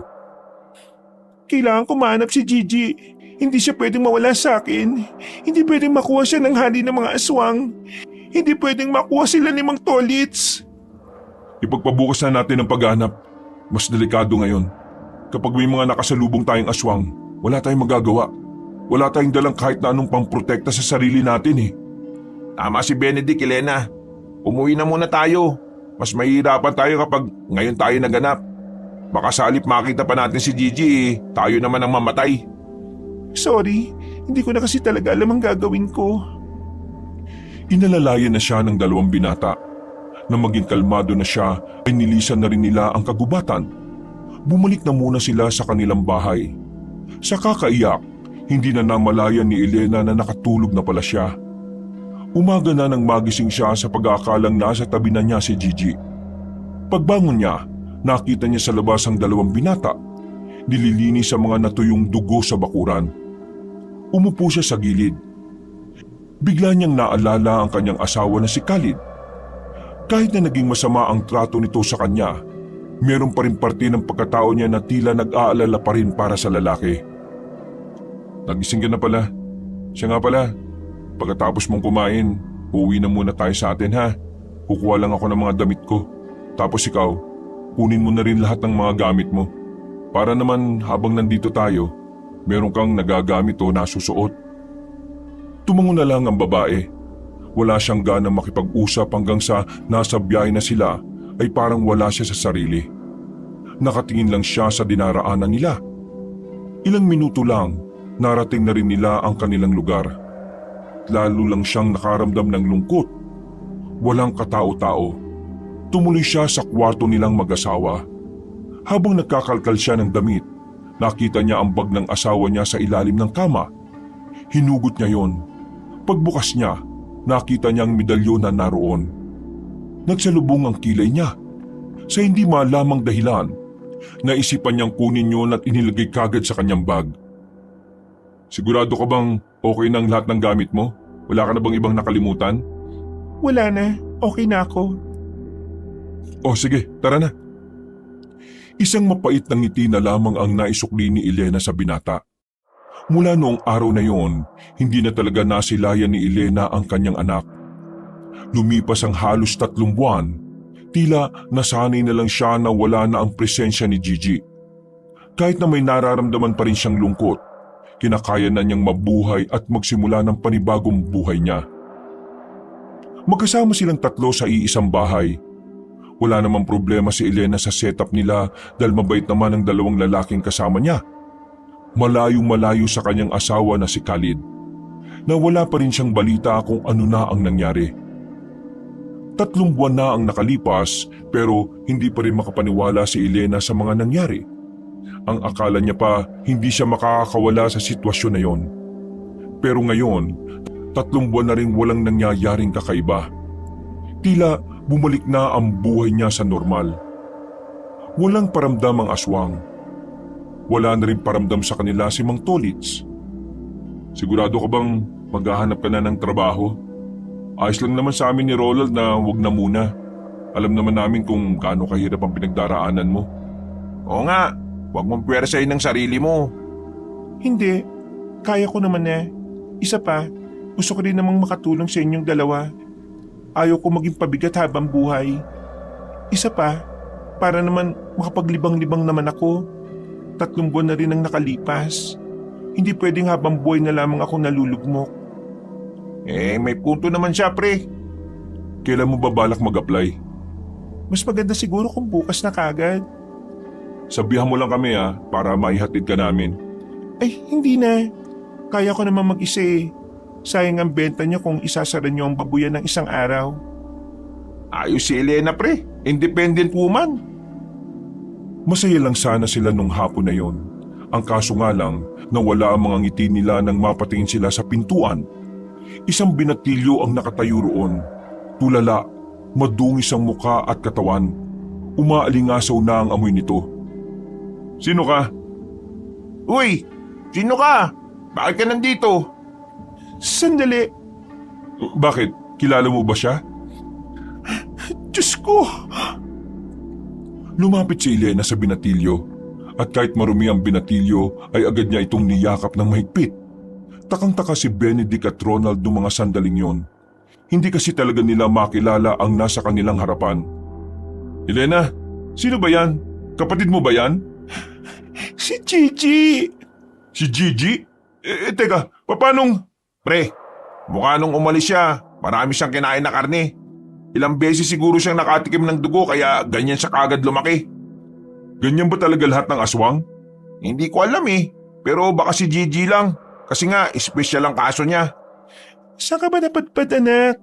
Hindi sumagot ang binatilyo. Tumingin lang yon kay Elena. Elena, kung si Gigi nga yan, malamang hindi pa siya marunong magsalita kahit malaki na siya. Kasi kung iisipin mo yung edad niya parang 1 taon pa lang. Si Gigi ito. Malakas ang pakiramdam ko. Nararamdaman ko si Gigi ito. Halika na anak, papaliguan ka ni Mama. Nang lapitan na yon ni Benedict at Ronald, namukhaan nga nila ito. Kawig ito ni Elena at pagtingin nila sa kuko ng binatilyo, lagpas 2 pulgada na ang haba nito. Dinala na kagad ni Elena sa banyo si Gigi. Pinaliguan ito ng babae hanggang sa magmukha na itong malinis. Ginupit din nila ang kuko ni Gigi. Makalipas lang ng ilang minuto, mukhang tao na ulit ang itsura ng binatilyo. Yan! Mukhang hindi na siya nahanap nila Mang Tolits at ng hari ng aswang Gigi anak, anong nangyari sa iyo sa gubat? Tumingin lang sa kanya si Gigi na parang hindi siya nito naiintindihan. Niyakap na lamang ito ni Elena na mahigpit. Wala nang pakialam ang babae kung sumagot man ito o hindi. Dahil ang pinakamahalaga na lamang para sa kanya ay kasama niya na ulit ito. Ngayong nandito na ulit ang anak mo, nakakasiguro ako na magbabago na naman ang takbo ng buhay mo, Elena. Ang mabuti pa siguro, sa Maynila na kayo tumira. Tutulungan ka namin makaalis. Aalamin namin sa Pierre kung kailan may biyaheng pa Maynila. Tapos, umalis na kayo kagad kapag meron. Sige, maraming salamat. Alam ni Elena na nasa alanganin na namang lagay ang buhay ng kanyang anak. Kaya naman, noong sumapit na ang kinagabihan, ay parang mapapraning na naman siya sa kakabantay sa paligid. Nagiging tamang hinala na siya dahil sa mga nararanasan niya. Dakong 12:00 ng gabi, dilat pa rin ang mga mata ni Elena. Kahit na antok ay pinilit niyang hindi makatulog. Pagtingin niya kay Gigi, mahimbing lang ang tulog ng binatilyo. Pero maya-maya lang narinig ni Elena na merong kumakatok sa pintuan nila.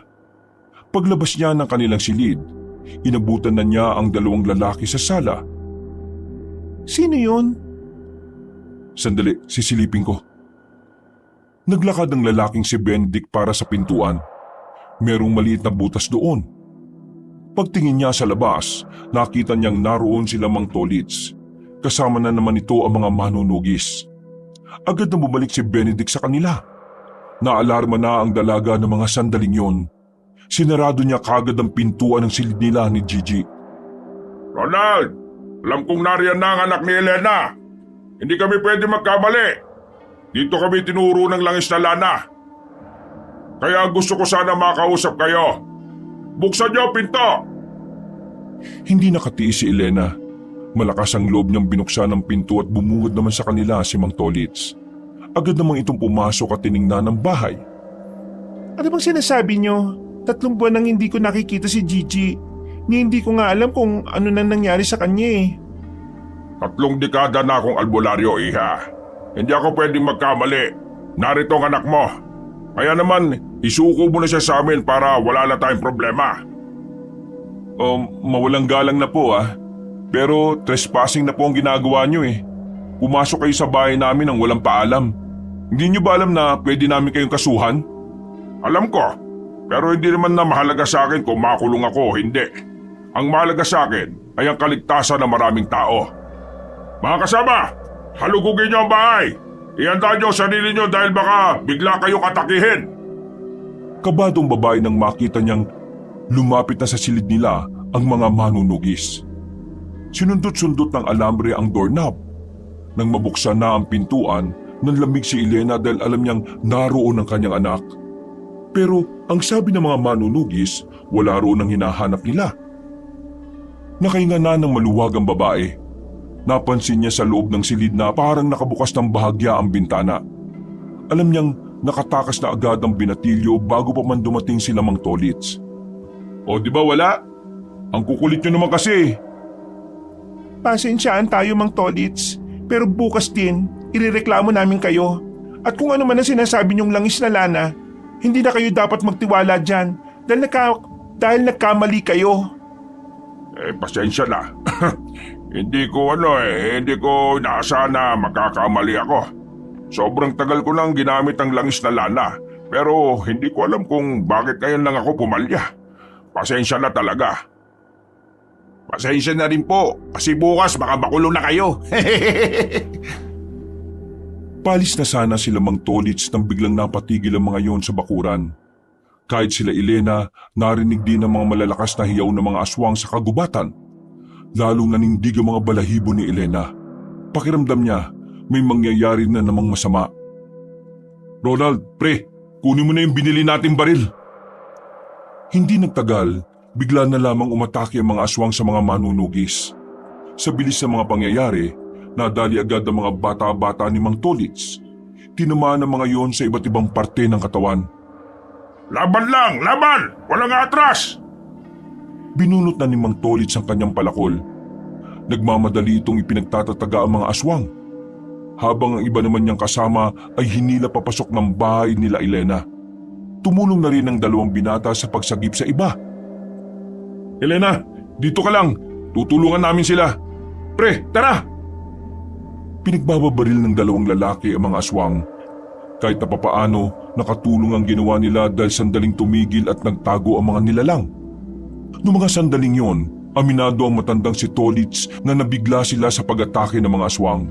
Kaya naman maging ito rin ay nababahala sa mga susunod na mangyayari. Mang Tolits, akala ko ba kakayanin niyo mga aswang? Ano nangyari? Hindi namin namalayan ang pagdating nila eh. Totoo ngang hindi na gumagana ang lana. Mga kasama, ihanda niyo ulit ang sarili ninyo. Sa pagkakataong ito, hindi na tayo padadaig. Hindi pa natapos ang gulong yon, naganda rin muli ang mga aswang. Maya-maya pa, sumagu pa ulit sila sa mga nilalang. Sa mga oras na ito, hindi maiwasan ni Elena na hanapin ang kanyang anak. Nababahala kasi siya na baka isa sa mga aswang na yon si Gigi. Makalipas pa ang ilang minuto, kitang-kita na ang pagiging dihado ng mga manunugis. Unti-unti na silang nagagalusan. Puro tama na ang iba nilang mga kasama.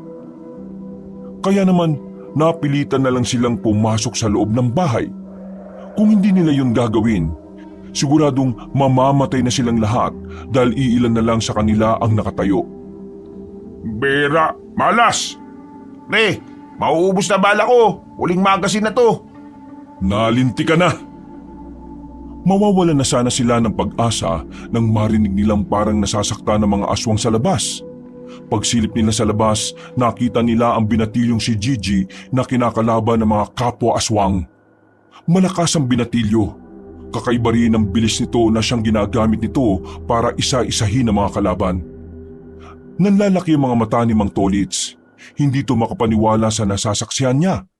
Sa buong buhay ng matandang lalaki, ito ang unang pagkakataon na nakakita siya ng isang aswang na kinakalaban ng mga kalahi niya. Kaya sa mga sandaling ito, tila unti-unti nang nakukumbinsi ang kalooban ng matanda na totoo ngang mabuting aswang si Gigi. Tulungan natin siya, tara! Muling lumabas sa mga manunugis. Nanghiram na rin ng itak si Benedict at Ronald nang maubusan na ng bala ang kanilang baril. Nakipagtagaan na sila sa mga aswang. Mas lumakas ang kanilang loob dahil sa pinakita ng binatilyong si Gigi. Noong mga sandaling yon, unti-unting nalulugi ang hanay ng mga aswang. Napapansin ng mga nilalang na yon na kapag tumatagal, mauubos at mauubos na rin sila. Dahil kasi sa pagiging mabangis ni Gigi, walang umubra kahit isa sa kanila. Kaya naman nakapagdesisyon na ang ibang aswang na umalis na lamang at umatras. Pagkatapos ng laban, agad na lumabas ng bahay si Elena. Muli niyang niyakap ang kanyang anak. Diyos ko, nasaktan ka ba? Nagtago si Gigi sa likuran ng babae nang makitang nakatingin si Mang Tolits. Takot na takot ito sa matanda. Nagkamali ako. Pinatunayan niyong nagkamali ako. Kaya naman gusto kong humigay ng paumanhin. Pasensya na, pero gusto kong maintindihan ninyo na wala naman akong ibang iniisip kundi ang kapakanan lamang ng mga tao. Ngayon bang nakita niyo na pwede tayong matulungan ni Gigi, hindi niyo na siya kukulitin? Yun ay kung makikipagtulungan siya sa amin. Teka, isasama niyo siya sa laban? Elena, malakas ang batang yan. Wala ni isa sa amin ang may kakayahang umarap sa hari ng mga aswang. Siya lang. Nang marinig yun ni Gigi, lumabas ito sa likuran ng kanyang ina. Humarap ito kay Mang Tolits at tumango-tango. Elena, mukhang gusto niya rin yung sinasabi ni Mang Tolits. Tingin ko, gusto talaga ni Gigi na patunayan sa lahat na mabuti siyang aswang. Sige, papayag ako pero sa isang kondisyon. Anong kondisyon? Gusto kong naroon ako sa labanan. Mas malakas ang loob niya kapag nakikita niya akong kasama niya. Elena, mukhang delikado naman yung sinasabi mo eh. Pinuno at hari ng mga aswang ang makakalaban natin. Hindi to biro. Sige, papayagan kita. Sa ngayon, makikinig ako sa opinyon ng isang ina. Maraming salamat. Matapos ang usapang yon, inasikaso na muna nila ang mga kasamahan nilang sugatan. Wala namang nasawi sa kanila. Pero karamihan sa iba ay malalalim ang sugat. Buti na lang ay handang-handa na ang samahan ng mga manunugis. At dahil karamihan sa mga nakaligtas ay mga lehitimong manggagamot, naging mabilis din naman ang panggagamot sa mga kasamahan nila. Habang abala ang iba, nilapitan ni Mang Tolits ang babae. Abala lang si Elena sa kusina ng mga sandaling yon. Iya, pasensya na sa nangyari ha. Ginawa ko lang naman ang trabaho bilang protektor ng mga tao. Naintindihan ko naman ang ginawa niyo. Kahit sino, pagdududahan din naman ang pagiging aswang ng anak ko. Pero nagpapasalamat ako sa inyo kasi naniwala kayo sa kanya. Elena, papaalalahanan lang kita ha. Hindi magiging madali ang laban sa hari ng mga aswang. Ngayon pa lang, sasabihan na kitang masasakta ng anak mo. Wala bang paraan para mas lumakas siya? Para matapatan niya yung hari ng mga aswang? Ano kaya kung pakainin natin siya ng maraming karne o hilaw na hayop? Napalingon silang dalawa nang biglang pumasok sa kusina si Gigi. Sa nakita niyo, ang bilis lumaki ng bata. 1 taon pa lang pero pang binatilyo na kagad ang katawan. Pero hindi natin pwedeng gawin yon. Kapag mas bumilis ang pagtanda ng katawan niya at nahuli ang utak niya, mas maaga siyang tatanda at manghihina. Hindi ko rin alam kung bakit galon siya. Kahit ako, ngayon lang din ako nakakita ng ganitong kaso. Siguro dahil talaga espesyal ang anak mo, Elena. Pero huwag ka mag-alala. Magtiwala tayo sa anak mo. Huwag nating kalimutan na may dugo rin siya ng dugo ng hari ng mga aswang. Bumuntong hininga na lamang ang babae. Kahit na sinasabi yon ni Mang Tolits, hindi pa rin niya maiwasang hindi kabahan. Bukod sa alam niyang bata pa ang isip ni Gigi, wala naman siyang ideya kung anong klase ng aswang ang hari ng aswang at kung gaano ito kalakas. Dumaan pa ang ilang oras, natapos na rin sila sa panggagamot. Dahil gabi na, napagpasyahan nila Mang Tolits na doon na muna sila titigil. Magbabantay sila sa bakuran. Hindi sila matutulog. Palilipasin nila ang gabi at kapag sumapit na ang umaga, isasama na nila sila Elena sa kanilang kampo. Nakatambay lang sa sala ang tatlo. Si Gigi naman ay nagpapahinga na rin sa loob ng silid. Hindi sila dinadalaw ng antok. Dahil sa kabang nararamdaman, gising na gising pa rin ang kanilang diwa. Alam nyo, sa totoo lang, kabado ako sa hari ng mga aswang eh. Kasi hindi naman siya magiging hari kung hindi siya malakas eh. May tiwala ako kay Gigi. Alam kong kakayanin niya yun. Pero teka Elena, nasa na kaya yung matandang babae na nagpainom sa'yo ng ano? Di ba aswang din daw yon? Wala na akong balita sa kanya. Dahil sa matandang yon, nangyari ang lahat ng ito. Kaya dapat magbayad din siya. Kapag nakita ko yun sa labas, uunahin ko yun. Wala akong pakialam kung matanda na siya. Kahit matanda na yun, aswang yun pre. Hindi mo kaya mag-isa yun. Yung asawa mo kaya Elena, ano na kaya nangyari doon? Wala na akong pakialam sa taong yon. Patagal ko na siyang kinalimutan. Wala na siyang puwang sa buhay ko. Ikaw nga Ronald, matulog ka na. Pinapaalala mo pa kasi. Hindi ako makatulog kapag hindi kita katabi. Sira ulo. Kinaumagahan, kinailangan na nilang lisanin ang bahay na yon. Mas ligtas sa kampo ng mga manunugis kaya pumayag si Elena na manatili sila roon kasama si Gigi. Maigpit lamang ang hawak ni Gigi kay Elena. Ramdam na ramdam ng babae ang takot ng binatilyo. Huwag kayong mag-alala. Ang daan na ito ay ligtas. Dito kami lagi dumaraan. Isa pa, umaga naman ngayon. Mas madali naming malalaman kung aatake sila o hindi. Pagdating natin sa kampo, pagpahingayin niyo si Gigi ha. Mas magandang makapag-ipon siya ng lakas. Ngumiti pa si Mang Tolits kay Gigi. Natuwa naman sila nang makitang nakangiti rin ng binatilyo. Yun ang unang pagkakataon na nakita ni Elena na nakangiti ang kanyang anak. Hindi nagtagal ay narating na rin nila ang kampo. Para din itong maliit na barangay. Pero ang pagkakaiba lang, halos lahat ng nandun ay puro manunugis. Pinapunta sila sa loob ng isang bahay. Doon na muna sila pinatuloy para makapagpahinga. Gigisingin na lang namin kayo mamayang gabi kapag kakain na. At mamaya pag-usapan din natin kung anong gagawin at mga plano natin. Maraming salamat po Mang Tolits.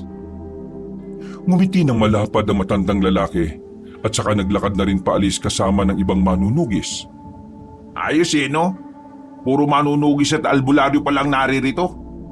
Kaya nga kampo ang tawag nila rito, di ba? Nung umagang yun, nagpahinga silang apat. Magkatabing natulog ang mag-ina. Sa sobrang sarap ng kanilang tulog, hapon na nang magising sila. Palubog na rin ang araw. Naunang bumangon ng babaeng si Elena. Sumilip siya sa labas. Nakita niyang abala pa rin ang mga tao sa labas. Nakahinga ng maluwag ang babae. Nang maramdaman na wala namang panganib sa lugar, napatingin siya nang makitang masarap pa rin ang tulog ni Gigi. Nagugutom na ba kayo? Lalabas ako, kakausapin ko si Mang Tolits. Baka may pagkain na sila. Oo, nagugutom na ako. Buti naman natanong mo. Ayos lang ako. Lumabas ang lalaking si Benedict, pero hindi pa man ito nakakalayo. Narinig na nila ang tunog ng kampana. Nung una ay hindi nila alam kung para saan yon. Pero nang sumilip sila sa labas, nakita na nilang natataranta ang mga manunugis. Aligaga ang iba at ang iba naman ay naghahalungkat ng mga kagamitan. Teka, anong nangyayari? Maganda kayo! Maganda kayo! Paparating na ang mga aswang! Agad na napatayo sina Elena. Nagising na rin ang binatilyong si Gigi. Maya-maya pa, dumating na rin silang Mang Tolits.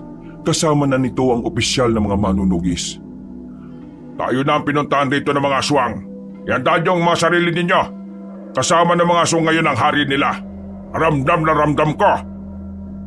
Nang marinig na nila ang hiyawan ng mga aswang, hindi na sila nagsayang ng sandali. Pumorma na rin agad sila. Kahit si Elena ay humawak na rin ng itak. Wala na siyang pakialam kung marunong siya o hindi. Basta isa lang ang layunin niya kung bakit gusto niyang sumama. Gusto niyang malaman ng kanyang anak na nakasuporta siya sa laban. Hindi nagtagal, nakapasok na rin ang aswang. Pinangunahan ito ng isang matandang lalaki na kulay puti na rin ang buhok. Sandaling tumigil ang mga yon sa bukana. Sinipat kung nasaan si Gigi. Miguel, nandiyan ka pala anak ko. Halika, lumapit ka na sa akin. Nandito ako para sunduin ka. Humarang si Elena sa kanyang anak na si Gigi. Matapang nitong sinagot ang hari ng mga aswang. Hindi Miguel ang pangalan ng anak ko. Gigi ang pangalan niya. At hindi mo siya anak. Elena, anak natin siyang dalawa. Nakakalimutan mo na bang siya ay galing sa dugo ko at siya ay pinagbuntis mo? May tumawang matandang babae sa gilid. Nakita ni Elena si Aling Romanya na parang nangaasar pa sa kanya. Agad na nakaramdam ng inis ang babae. Kung may kakayahan lamang siyang makalapit, baka sinabunutan na niya ang matandang yon. Salamat sa akin, Ingkang. Kasi natupad ang pangarap mong magkaroon ng sariling anak sa tao. Kaya dapat... Nagulat silang lahat nang biglang itarak ni Ingkong ang kamay nito sa tiyan ng matandang babae. Agad itong sumuka ng dugo. Kalaunan ay namatay na lang ng ganun kadali ang matanda. Ayaw ko sa lahat na may umeksena kapag nagsasalita ko. Kaya ikaw, Elena, ibigay mo sa akin ang anak natin. Ako ang mas kailangan niya kesa saya. Manahimik ka. Hindi ako papayag na mapunta siya sa kampo ng kadiliman na kagaya mo. Isinilang ang batang si Miguel para maging masama. Yon ang kanyang kapalaran, Elena. Hindi mo na yon mababago pa. Hindi siya katulad mo. Kayang maging mabuting aswang ni Gigi. At baka nakakalimutan mo, meron ding dugo ko ang nananalitay sa kanya. Kaya hindi malabong maging iba ang landas niya kumpara sa landas mo. Miguel, anak, lumapit ka sa akin. Ako ang hari at ikaw ang prinsipe ng mga aswang. Tayo ang magkakamping dalawa. Hindi sila ang kakampi ba? Huwag ka nang umasa pa, tanda. Kasi kahit na anong gawin mo, hindi mo mapipilit ang anak ko. Bibigyan ko kayo ng pagkakataon na isuko sa akin ang batang yan. Kapag hindi kayo sumunod, mauubos kayong lahat. Hindi kami natatakot sa iyo. Kahit na anong mangyari, hindi namin ibibigay sa iyo si Gigi. Dahil alam namin gagamitin mo lang siya sa kasamaan. Lalong nang galaiti ang matandang aswang. Bumakat na ang mga ugat nito sa sintido. Hindi ka namin uurungan, Ingkang. Makikipagsabayan kami sa iyo hanggang kamatayan. Kung kamatayan lang pala ang habol ninyo, pwede ko namang ibigay yon sa inyo. Sumenyas na ang matandang aswang sa mga kasamahan nitong aswang. Tulad ng inaasahan, nagsimula ng umatake ang mga yon. Nagmamadaling lumipad at gumapang ang mga aswang patungo sa kanila. Buti na lang ay handa sila sa mga sandaling yon. Kaya kahit na papaano ay nadepensa nila ang unang atake ng mga ito. Habang sila Elena naman, mas pinili na lamang na magtago na muna sa gilid.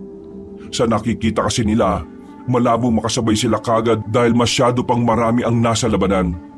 Samantala, hindi naman inalis ni Elena ang kanyang tingin kay Gigi. Nakikipaglaban na rin kasi ang binatilyo noon sa mga sandaling yon. Malakas ang mababangis na mga aswang na kasama ng hari ng aswang. Kaya naman nahirapan din ang manunugis na talunin ng mga yun. Wala pang kalahating oras, marami-rami na rin ang nagalusan sa kanila. Pero kahit na papaano, meron na rin naman silang nabawa sa hanay ng mga aswang. Dumating na sa puntong nagkatapat na nga ang mag-ama. Ang hari ng mga aswang at ang anak nitong si Gigi, na kung tutuusin, ito ang prinsipe ng kanilang lahi. Yan ang gusto ko sa iyo, anak. May pagkukusa kang humarap sa akin. Nung mga sandaling yon, lumabas na rin si Elena. Lumapit sila kay Gigi pero hinawi sila ni Gigi papunta sa gilid. Ayaw ng binatilyo na makialam sila sa magiging laban nito kay Ingkong. Anak, mag-iingat ka! Kung talagang gusto mong maturuan ng leksyon, Miguel, wala namang problema sa akin. Ako na mismo magtuturo sa iyo ng aral na dapat mong malaman. Walang ano-ano, umatake ng mabilis ang matandang si Ingkong. Agad nitong pinatikim ng malakas na suntok si Gigi. Tumilapon ang binatilyo, pero hindi pa nakontento si Ingkong. Dinakma niya kaagad ang binatilyo. Kinalmot naman niya ito ng mahaba. Sa mga sandaling ito, kitang-kita nila Elena ang pagkakaiba sa lakas ng dalawa. Masyado pa talagang bata si Gigi. Sa pagkakataong ito, tumulong na rin si Mang Tolits kay Gigi. Magaling ang matandang albularyo sa pakikipaglaban. Kaya kahit na papaano, nakatama ito kay Ingkong. Nasugatan ni Mang Tolits ang hari ng aswang sa muka. Nanggigigil si Ingkong sa kanya. Sinaksak ni Ingkong si Mang Tolits gamit ang mahahaba nitong kuko. Tinamaan sa kanang balikat ang matandang albularyo. Dahilan para bumagsak din agad ito. Sobrang bilis niya! Lalabas na sana si Elena para puntahan ang kanyang anak pero pinigilan lang ito ni Benedict at ni Ronald. Kailangan ako ng anak ko! Wala tayong magagawa ron. Mamamatay lang din tayo ng walang saysay. Magtiwala tayo kay Gigi. Hintayin natin siya makabangon. Pagtingin nila sa labanan, nakita nga nila si Gigi na nakatayo na. Binigla nito si Ingkong. Dahil hindi nakapaganda ang pinunong aswang, tinarak ni Gigi ang mahaba nitong kuko sa kanang dibdib na matandang aswang. Pero sa halip na mamatay yun, tila wala lang nangyari kay Ingkong. Kinalmot pa ni Gigi ng ilang beses ang pinunong aswang. Pero walang talabang lahat ng kanyang ginagawa. Kaya ang ginawa na lamang ng binatilyong aswang, sinuntok niya ng malakas si Ingkong sa tiyan. Sinundan pa nito ng isa pang suntok sa muka. Dahil dito, nakita ni Gigi na parang tinablan si Ingkong. Kaya naman lumusob pa ng lumusob ang haring aswang. Dahilan para matatad nito ng suntok si Ingkong. Pero nabigla na lamang silang lahat nang mahawakan ni Ingkong ang kamao ni Gigi. Kung hindi kita mapapakinabangan, papatayin na lang kita kesa ako pa ang mapatay mo! Hindi lang ni Ingkong ang kamay ni Gigi. Hinawakan nito sa mukha ang binatilyo at saka pinagkakalmot ng marami sa dibdib at tiyan. Hindi makapalag ang binatilyo noon. Bagay na parang dumudurog sa puso ni Elena. Hindi niya kayang makita na sinasapit yun ni Gigi. Lupaypay na ang binatilyo nang lumabas na si Elena sa kinalalagyan niya. Hindi na siya napigilan pa ng dalawang lalaki. Wala na siyang takot na nararamdaman nang harapin niya si Ingkong. Tatagay niya sana yon pero naagaw lang sa kanya ni Ingkong ang itak at binato sa gilid. Elena, ang mabuti pa, sumama ka na lang sa amin, sa akin. Gagawa tayo ng bagong anak. Hindi gaya nitong anak natin na lalampa-lampa. Nakakadismaya. Mahinang nilalang. Hindi na naituloy pa ni Ingkong ang kanyang sasabihin nang biglang malakas na lumapat ang palad nito sa mukha ng matanda. Kahit na kailan, hindi ako sasama sa iyo. At kahit na kailan, hindi mo magagamit si Gigi sa kasamaan. Huwag mong inuubos ang pasensya ko, Elena. Sa lahat ng narito, ikaw ang hindi ko kayang saktan. Dahil alam kong ikaw lang ang maaaring makatulong sa akin. Ikaw lang ang makakapagbigay sa akin ng panibagong anak. Manigas ka! Mas pipiliin ko pang mamatay kaysa magkaanak sa iyo uli. Sinampal ni Ingkong ang babae. Bagsak agad si Elena sa gilid at tumugo ang labi. Kung wala rin ako mapapala sa iyo, mas mainam pang mawala ka na lang din kasama ng anak mong lampa at walang kwalta. Sinakal siya ni Ingkong. Itinaas na matandang aswang si Elena sa ere. At kahit nalantang gulay na si Gigi, ginawa pa rin nito ang makakaya nito para tulungan ng kanyang ina. Ang kaso nga lang, nadakma lang din ito ni Ingkong. Bitiwan mo sila! Matapang na lumabas si Benedict sa pinagtataguan nila. Pero hinarang ito ng mga aswang. Ganon din ang lalaking si Ronald. Hindi na nakalapit ang mga ito sa mag-ina. Ganito ang mas maganda. Sabay kayong mamamatay. Literal na mamamatay kayo sa kamay ko! Sakal-sakal sila ng haring aswang sa magkabilang kamay. Kakaunting sandali na lang ay malalagutan na sila ng hininga. Pero naalala ni Elena ang daladala nitong medalyon sa kanyang bulsa. Binunot niya ang medalyon. Nang makita ito ni Ingkong, nanlaki ang mga mata nito at agad na binitiwan ng mag-ina. Noong mga sandaling yon ay hindi alam ni Elena kung ano ang meron sa medalyon. Basta nang makita niyang tila natatakot ang hari ng mga aswang, hindi na siya nagdalawang isip na idikit yon sa mismong dibdib ng matandang aswang. Dahil sa kanyang ginawa, nakita niyang tila nasunog ang dibdib ni Ingkong. Unti-unti itong naabo, ganun din ang iba pang aswang na nasa paligid. Si Gigi lamang ang natirang aswang sa kadahilan ng hindi ito purong aswang. lahat ay nakahinga naman ng maluwag nang tuluyan na nilang matalo ang mga aswang. Niyakap na lamang ni Elena ang kanyang anak na pagod at bugbog ang katawan. Makalipas lang ng 2 linggo, nakarecover na rin ang lahat sa labanan. Maraming namatay sa mga manunugis, pero ang kamatayan naman ng mga iyon ay itinuring na kabayanihan ng lahat. Samantala, dahil tapos na rin naman ang laban, nagpasya si Elena na manirahan sa malayo sa mga tao. Yun ay para mailayo ang kanyang anak sa posibleng panganib na dala rin ng ibang tao. Naintindihan naman yon nila Benedict at Ronald, kaya magmula noon, magkasama nang namuhay ang mag-ina. Tanggap na tanggap ni Elena si Gigi, kahit isa itong kalahating tao at kalahating aswang ito. Tungkol naman sa lalaking Bombay na si Khalid, hindi na talaga yung binalikan ni Elena kahit pa ilang beses na yung magmakaawa sa kanya. Para kay Elena, mas masaya na ang mamuhay na kasama si Gigi.